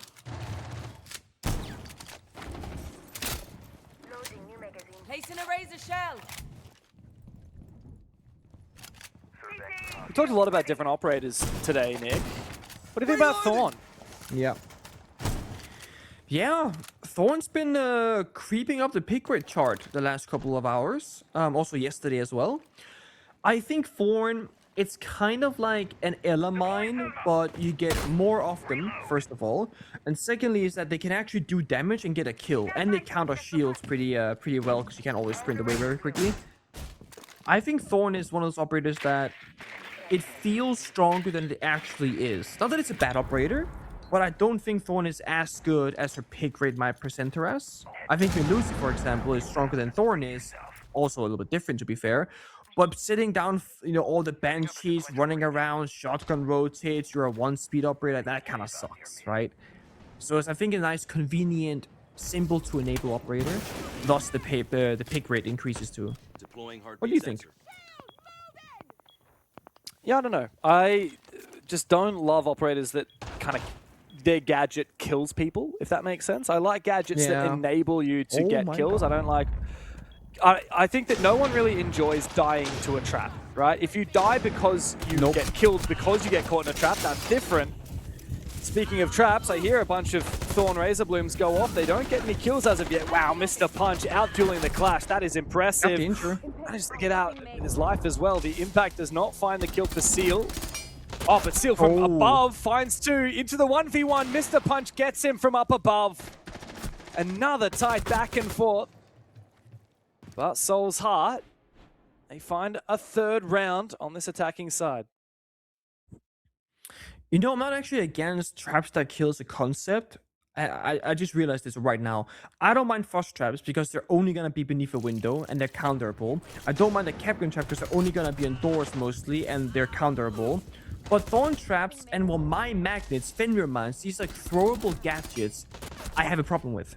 Because they're in like debris, they're in the ceiling, they're inside a cabinet, they're hard to see. Jaeger ADSs are going to be on the floor or on the wall next to the area that you play in. Again, I have no issues with that. Because I can see them, I can feel them, I can sense them. But I think my problem lies in how flexible certain gadgets are compared to also how strong they are at the same time. Attackers have located a bomb. Yeah, I get what you're saying. I think my favorite Like- type of operator, especially on defense, is the ones that really give you a lot of creativity, a lot of freedom on how you want to do it. And for me, Denari is like the perfect example of that. I've been trying to play a bunch of Denari in ranked, and to be honest, he's really hard to play. Like if you don't have a clear idea of where you want to put your gadgets, it's really hard to just be like, I'm just going to chuck it here. Like you would with, you know, a frost trap or a capcan trap or whatever. But I really like that you have to think about it, and that his power creeps up the more that you plan and the more you get creative, similar to his army. Yeah, I do agree with that point as well. I like when operators, they force you into a custom game and get a bit creative with it, or boot up a short form platform and be like, best Denari laser is on Chalet. And then like you can crank that down like 60 seconds and figure it out. Yeah. Because again, it's usually the creativity of Siege being a sandbox FPS game, if you will, where there's so many ways to express yourself.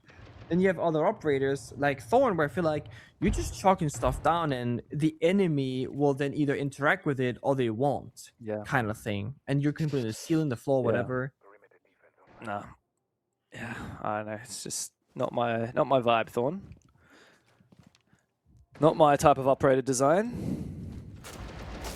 I think it's the same on attack. That's why no one likes Lion. No one likes operators where you just click one button, you don't really think about it. Lion or Thinker, for example. And Thorn kind of fits into that mold. Yeah. Okay. Meanwhile, we have Amaru. It's a one-click operator very often. You go in a window and you die. This time it looks like to be a hatch in the basement instead. Yeah, high risk, high reward, and very fun at that. They get 5th Gower Hook, by the way. We see it right there, the icon. 5 of them. Wow, you got one more in pocket. Gonna fly out the dining hatch later on once they get some control. I am curious, they don't have any hop breaching, so are you gonna send it up the hatch and walk in the hallways, or like they have 6 frag grenades and 2 flashbangs and no heart destruction, and every wall is reinforced and they got mirror. Don't know. They're going to be trying to brute force this with the Osa, but far cry from a Blackbeard or a Blitz, but it does enable the swing from I9. He gets the first kill, and a second one is spotted by Mark on the retreat. Massive opening now. For Souls Hard, DAYSTAR are caught on the ropes. This works surprisingly well, and it just keeps on working. This top floor room here. Up the hatch you go. Yep, you're dead. 5 Gower Hooks. Only needs 1, by the way. C4 tossed and popped. Doesn't find the kill. Souffle low on health. Still 4 attackers alive. A little bit too premature on the Amaru, but of course it doesn't matter because Souls Hard netted such an early lead by dominating on the top floor. They find the final 2 picks. And they close out the first half. A very convincing 4-2 split for Souls Heart. But let's not forget what DAYSTAR managed to achieve on map 1. It's not over yet. We go to our role swap timeout for DAYSTAR to prepare for their own attack.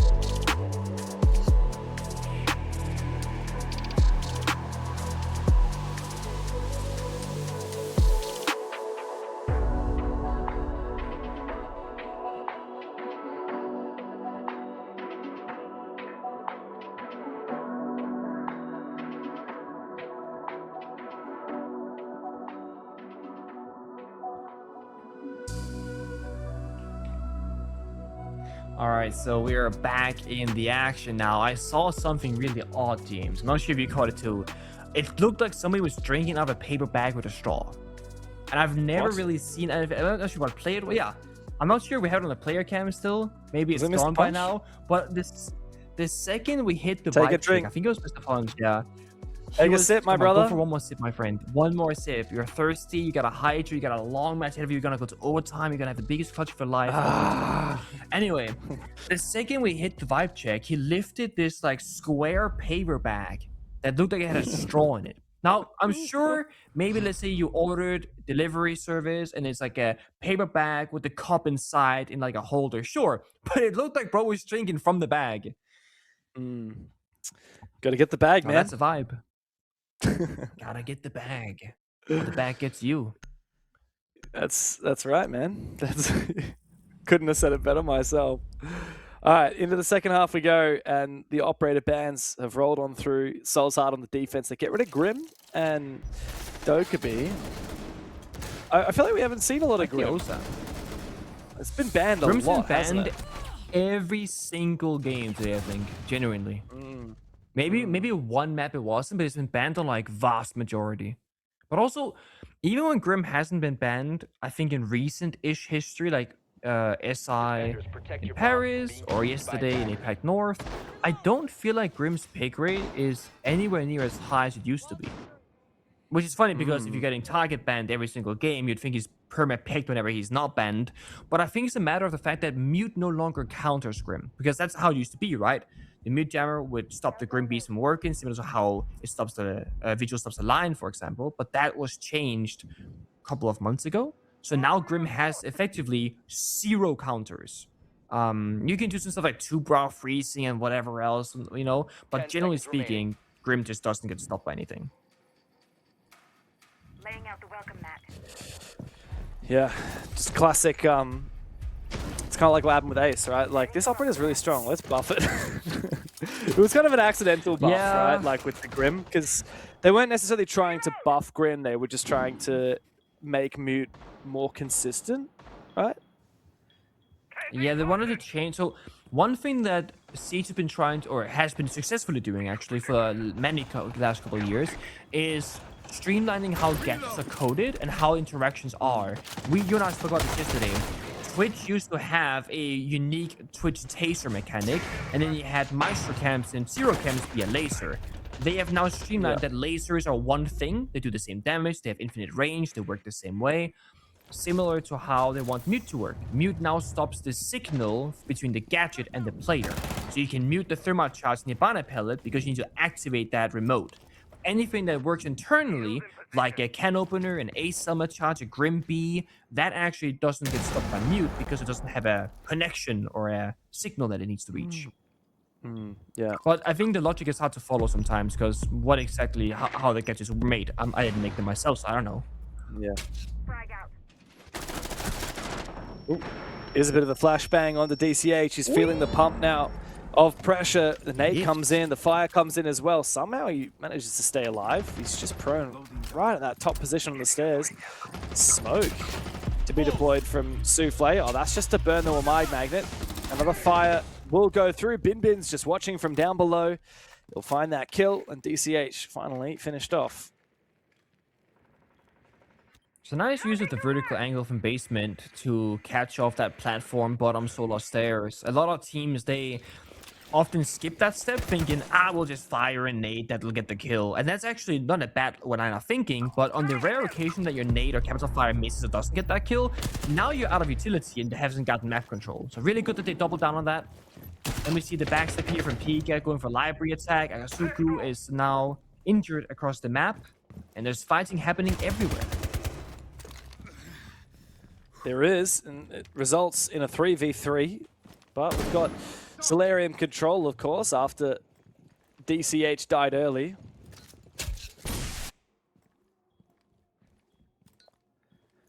Display control now for Pika as he tries to sneak up through, but he's worried about getting swung. A peek from Mr. Punch. Oh, here we go, up in the close range fight. Pika finds him with the Vendetta. Out he brings the AK.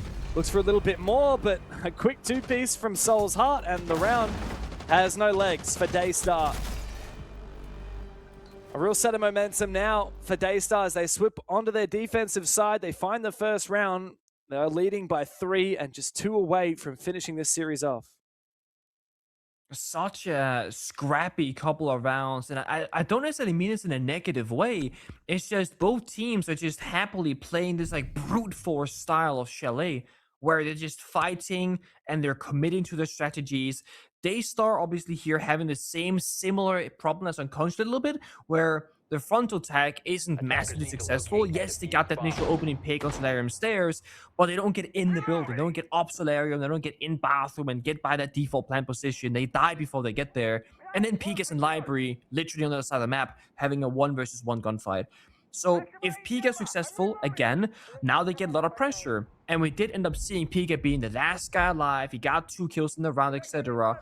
But at the end of the day, most rounds of Siege are played out by the side itself, with the diffuser, with Case, with map control. So Piga is getting a lot of kills on the scoreboard. 10 seconds left. But a lot of them, I have to argue here, they fall a little bit in the low value category because they are in the losing the round. And these teammates have less utility, less gadgets to utilize on the frontal push because he obviously keeps stuff in his own pocket. I'm not saying the playstyle doesn't work, but today has definitely been an inconsistent way for them to play the game. Is on. Oh, isn't that Claw? I don't half mind that. Means he doesn't have to rotate downstairs to put it down. What's going on? What was that run out? I thought I saw someone detected outside for a sec. Maybe putting some util outside? I didn't see. Actually a nice Denari laser, this one. Like, even for like a master bedroom default plant denial. Because you can't just like comfortably walk into the office breach, right? It denies you from walking into that half-wall location without stopping first, looking for the laser, then progressing forward. Quite like this. Now, Skill steering for Denari is very high. Probably one of the highest in the entire game, honestly. Also, I think Denari also kind of underutilized operator where you can kind of put one laser down and then pop the second mid-round and then you connect the dots instead of showing where the lasers are off the rip. Because you know when a Monty walks through a door, you keep it off the door behind him and he's stuck. You can do the same with lasers. Let a shield walk in, then pop the second laser, and now he can't walk out again without getting stunned. He goes to push though. Big kill from Azuki, but they didn't deal with Mr. Punch the whole time. He was afforded to move around inside of office. Oh, good bit of damage on a Bin Bin. Oh, great peek though. The pistol finds a headshot. Mr. Punch is down. Top 4 dominated by DAYSTAR now. Soulsheart don't have a lot of safe havens now to play, and there's plenty of time for DAYSTAR to prepare for an execute. Plenty of time, plenty of kills, only one defender left standing is I9 on Nimelusi downstairs in Trophy, fighting the Blitz, the drone hole, and the glass on top as well. Again, we're brute forcing these rounds. We're playing Kaid on defense, tricking the walls, and the attackers don't bring or play a heartbreach. They walk in piano, blitz glass, they get the kills, and they roam clear successfully up top. It feels like Soulsheart was expecting them to just play into it, you know, play the Maverick, play the MPs, whatever. And no, they were not expecting that aggression inside piano room, and with that, they lose the entire round because of it. They just walked in.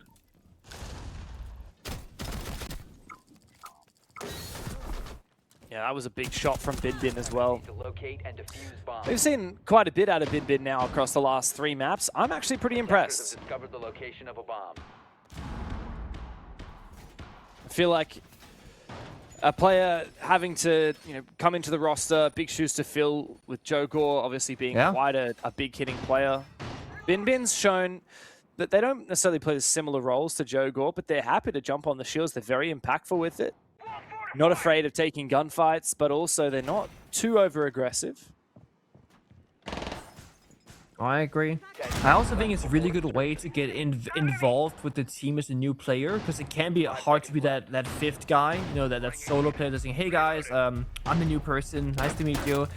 Yeah. Because when you're playing the shield, you're forced to have people help you, and you're forced to help them. So there's a lot of natural communication. You also play with a shield in front of your face, not being worried about losing a gunfight or getting swung and dying these kind of like unfortunate ways.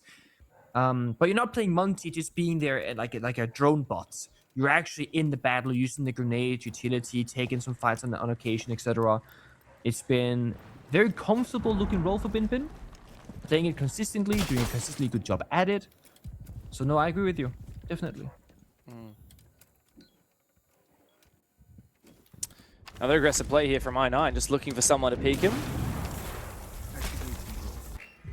Ground taken down below to open up the rear side. Ooh, looks like the aggressive play eventually worked out for I9. Oh, that's a gnarly reload animation.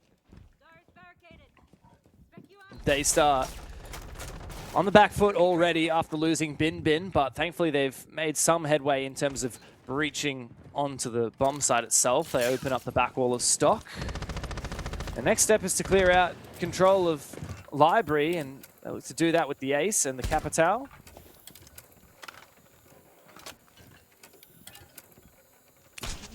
Got the Jaeger DS, so it's going to be a bit tricky to deal with.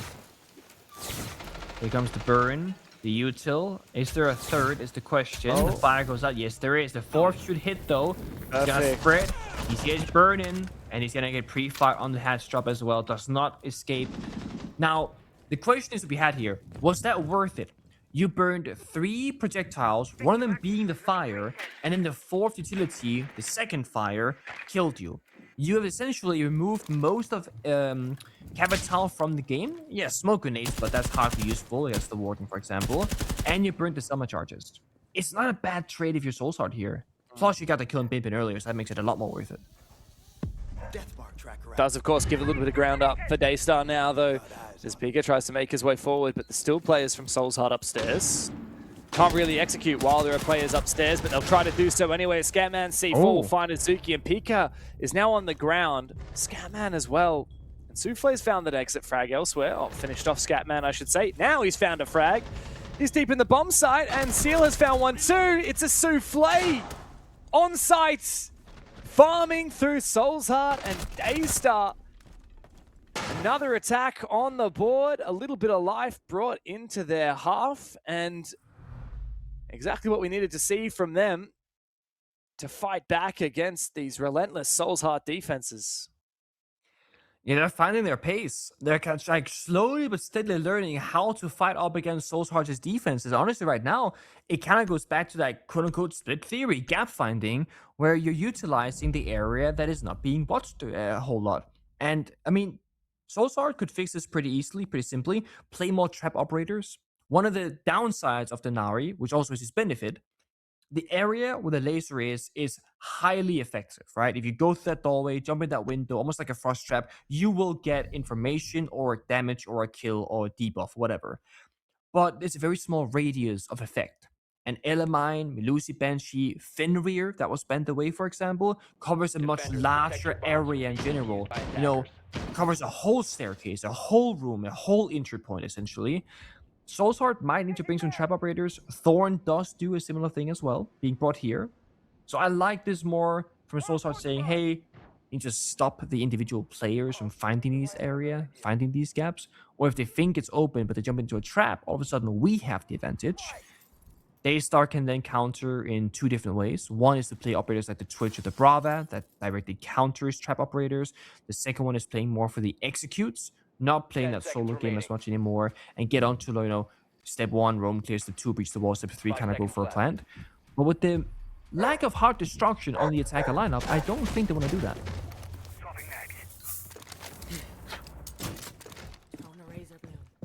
Yeah, it's hard to go for a very breach-centric plant.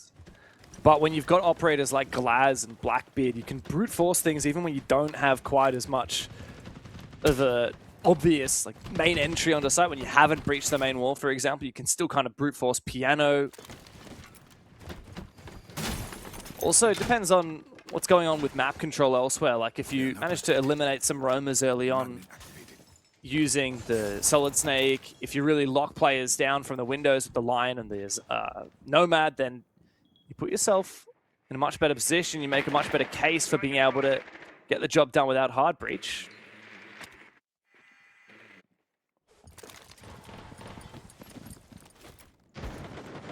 Question is where they're going to strike first. Not seeing anything here. I mean, you have operators at the Glass, at the Blackbeard. Again, you can make a lot of unusual gunfights happen. You know, we're watching Pika again across the map, away from his team. That one throwable, the grenade, tossed out very early to do a bit of noise, a bit of distraction maybe towards library. It won't find any damage or a kill. And it is taking the attention of Mr. Punch, respecting the possibility of that flank. But Piga's now going elsewhere. Downstairs and dining. Smoke popped in the big window. Actually, wow. The flash rappelling in. They're sending Very risky, but he is sending it, and it seems to be working out for them. They find more kills than deaths. He's going to try and take out the solar cam as well. Pika, that's a big mistake to make. Mr. Punch catches him running around downstairs. Soul's Heart have evened things up. Where does DAYSTAR look to try and actually end this round? They're worried about the vertical game. They still haven't actually got up onto that top floor. You've got 2 players on the ground floor and 1 still outside the building on rappel. Exactly what I mean, right? They get the kills, they get in trophy, but what they're missing is that frontal execute. They never get in Solarium, they never breach the walls, they never get to a plant position. They have 1 smoke here on Souffle's glass that has to do some heavy lifting near the bomb site. If glass dies, or the smoke misses or gets caught by something and doesn't like give him a lot of coverage, they're gonna have very limited tools to win this round. Well, like that though from the glass. He's just made a way that he can enter the site by crouching through a smoke. It's really up to Mr. Punch and Markin or to overpeak because Scatman has fallen. No Nitro Cell left available here for Soul's Heart. DAYSTAR making their way inside. The frag grenade is going to pave the way for Seal to jump in the window, and Azuki has shut down Mr. Punch. It's going to be a tie of the scoreline for DAYSTAR here. Mark has to make a miracle happen here in the 1v3 on the Thorn. Uzi's a good gun, but he's got so many players to find. And this rappel angle's nice, but not nice enough. Mark finds the first of 3 needed. He's been farming today. 12 kills so far, but Souffle sneaks up behind him and finishes him off, capping off a great round for DAYSTAR in that 3 versus 3. And here we are at breakpoint, 5 rounds apiece. Next team to win a round has match point. And with that, Soul's Heart's tag timeout called as well. I mean, perfect timing. You've lost a significant round lead. You cannot really figure out your defenses, really. And there are so many small victories in these rounds for both teams, but at the end of the day, the only thing that matters is who gets the actual round victory. Very smart here that they actually target ban the clash as well, saying, hey, we're playing our style of Siege, bit chaotic, bit fast-paced. We don't want you to have one of those heavy counter-pick operators in the clash. We're gonna ban it, and then we're gonna change our playstyle even more aggressive. So very good foresight there. I am curious though for DAYSTAR if they have any other way they desire to play. Because my only worry here, attack timeout, now Soul's Heart go for counterplay. You kind of need to counter the counter in a lot of scenarios to be successful. Unless you're so good at what you were originally doing that the counter isn't simply going to work. And right off the rip, we see Solid Snake, Pika running around, the glass back on Souffle, speaking to that same similar style of not playing the heart breacher and playing a bit more chaotic. Also looking at consulate games, you now talking about how Pika's playing Dokkaebi, that gets target banned, and then he's playing the Deimos, and he's having a couple of issues because he doesn't get any information. You and I were like, well, he can play Jackal, he can play Solid Snake, and then we go to Chalet, all of a sudden, Solid Snake's getting brought out, and they actually played Jackal also on Consulate. Yeah. No, I like this. DAYSTAR pretty cool stuff. Have really flexed into what is quite a diverse roam clearing operator pool now that we have in Rainbow Six. And 2 of them are recent operators to be added, Deimos and Solid Snake. And even though Jackal's not that relevant, Dokkaebi is no longer the queen of the roam clear, especially not with the upcoming nerf to her. It's much more spread out. And DAYSTAR are happy to flex across the entire map pool. This time, though, they have foregone the Glaz, which I thought we might see, but I think Soul's Heart, although they haven't brought a Warden and the Clash is banned, they've got Maestro, they've got Goyo, they've got Smoke, and 2 C4s on the 2 other operators. A lot of util that would help against a Glaz, especially going to the basement bomb site, which, by the way, Nick, I think this is the first time we've seen the basement bomb site on Chalet in the APL. We didn't see it yesterday at all. We saw a lot of rounds at Chalet and none taken down to the basement. You are correct. Now, why might that be? Well, heart breaching, it's everywhere. It's easy to break open those walls. It's hard to roam. It doesn't have a lot of support for this bomb site. But then think about it, if you're Soul's Heart, well, you're struggling against the roam clear and the aggression, and they're not playing any heart breachers. If you go basement, they have to play the heart breachers now, and they have less verticality to work with. So you're playing closer together, and I like this kind of layer on top. Early roam game, C4s vertically, fish for a kill. Then fall back, then you have Maestro Evil Eyes, Goyo Fire, and Toxic Babes from Smoke, so you can stall for time and deny the plant. This is probably the most strategically sound setup from Soulsheart on Chalet in quite a couple of rounds, because it's actually countering the intentions of DAYSTAR. They can't die here in dining. No, they can't afford to. They're going to have to retreat or find a few kills. Bin's on the entry, and he catches DCH off guard. Unfortunate for Soul's Heart, they weren't quite aware of that push. I think he was maybe a little bit too worried about Pika from the other side, from Fireplace, and he wasn't able to retreat in time. Big loss of a player. His C4 goes unused. Yeah. DAYSTAR, great start. The thing is, they had two people in dining. His teammate fell back. He's on the bomb, so he dropped like 5 seconds earlier, but DCH stuck around for 5 seconds longer. It's a bit like you fall back together or you stay together. Because if one guy falls back and you stay, now there's no 2v1. There's no trade in the gunfight. And if you don't fall back together, then you get 1v3'd. So, bit of a shame. But I still think they have the win condition, right? Again, Goyo Fire, Maestro Evil Eye, Toxic Babes, timers running low. Smoke used well here to escort Thermite across that doorway. C4 tossed, does not find the kill. 40 seconds. DAYSTAR, once they see the setup, might recognize, hey, a plant here is not going to be possible. We have to do something else. But before they can push, they gotta wait for that Goyo Fire to expire. And while that's happening, Mr. Punch takes down Piga on that lurk upstairs. It's a scary defense now for Soulsheart with all of Wine Cellar open. Yeah. But that's it. I believe Snowmobile is still solid, so it gives a little bit more mobility here. The Evil Eyes need to be spotted. There's one in Wine Cellar. It should be able to cover off the default plan position. The gas doesn't seem to be catching Souffle. It has missed. There needs to be some form of plant denial. The smoke comes through. It doesn't help out for DAYSTAR. In fact, it's enabled a bit of a retake for Soulsheart. Comes down to the 2v1. It's up to Azuki now to clutch it up. He needs to cover this post plant, and he does for the first. Down in Boiler, a flashbang comes out. He needs to fight I9, but out comes the Bailiff. It's Soulsheart who clutch up the rounds. And in their grasp now is match and series points. You have to love when a good plan comes together and the counterplay is successful. Honestly, massive praise to DAYSTAR for figuring that out. They started planting with less than 3 seconds on the clock. They stuck it, and the round essentially became super winnable. But the retake, so good from Soulsheart, pushing together, missed the punch, finding those kills, and finding Piga right before they execute, making the 4 versus 5 into a 4v4 even numbers. That makes a huge difference. Also noteworthy, if Piga stayed alive on the Solid Snake, and he can just pop the active scanner and see exactly where every single defender is pushing from and relay that to his teammates. So getting rid of that particular operator as well that Piga was playing also played into the reason why they were so successful. The only downside now is that's your base and bomb side. That's your tactical timeout, pocket strat. Let's get this one round on the board. And that's great because at worst, you're guaranteed overtime. The issue is, now you have to figure out, without your support staff, without a tech timeout, how can we win on a different bomb side? What are we going to bring? And immediately off the rip here, they're playing a variety of operators. They're playing the Warden, thinking stuff like the Glass, the Ying, the Chaos is going to make an appearance. Then they're playing Information, the Valkyrie, because intel is always good, especially when you have a rat like Piga running around the building looking for kills. And then you play a bit of traps and info denial. So I feel like Souls have done a good job here covering almost every single base.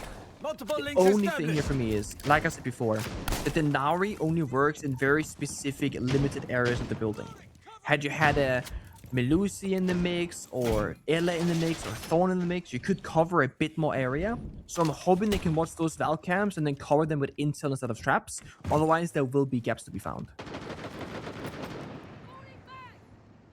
Pressure's on for DAYSTAR though.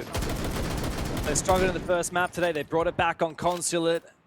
They were down 4-2 in the first half. The Chalet, they are so close. It's going to be an overtime. Or can Soulsheart get it done here? It means a lot if they are able to do so. course, we're in the first round of the upper bracket in the quarterfinals. The winner of this will go on to play Weibo Gaming. Not going to be an easy match by any stretch of the imagination. No. No, that's the downside to winning here is the next match is almost like a guaranteed loss if you were to look at today's performance from DAYSTAR and Soul's Heart versus that of Weibo, who won pretty much flawlessly in the entire BO2 that they played, or 2 mapper that they played, rather. So yeah, but the upside is also you get really good practice. Like, if any team is going to expose your weaknesses, it's going to be Weibo. That's the prize for whoever wins this. But at the moment, Azuki is making a pretty solid case for why. Overtime might be where we're headed. I9 on for a flank. Oh, if he can find this, it would be massive. But I think Pika knows about it. He's watching the angle. I9 needs to look the right way. Pika distracted by the team. Mate dying on the other side of the map. And now Soufflé and Azuki are the last 2 remaining.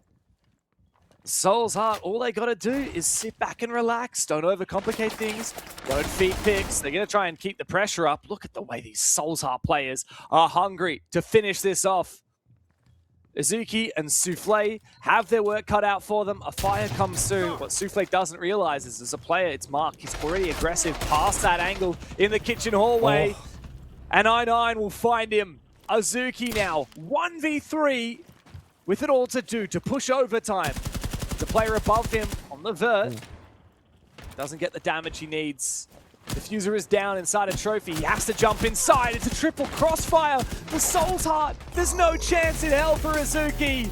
And finally, the team from Thailand gets it done. Soul's Heart, in their debut in the APL Kickoff for 2026, they are back in form. They take down DAYSTAR, and they have a date upcoming with the best in APAC in the semi-finals.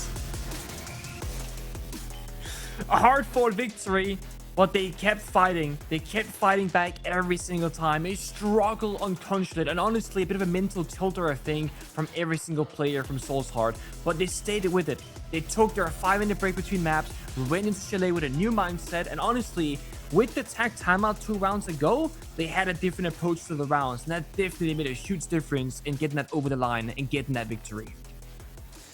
Big day for Soul's Heart. Now, of course, DAYSTAR, they're coming back from a 6 Invitational where they didn't perform quite as well as they had hoped, but they did have, crucially, their big win over Elevate 2-0 and a map off of Furia. This is a far cry from the DAYSTAR that we had hopes to see at SI and the DAYSTAR that we saw in, of course, the LCQs. But here they are regardless.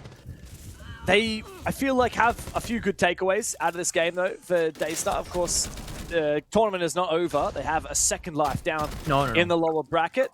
And with Asia getting 2 teams through to Salt Lake City, there's a very good chance that DAYSTAR could still make that lower bracket run a possibility. Yeah, I mean, you gotta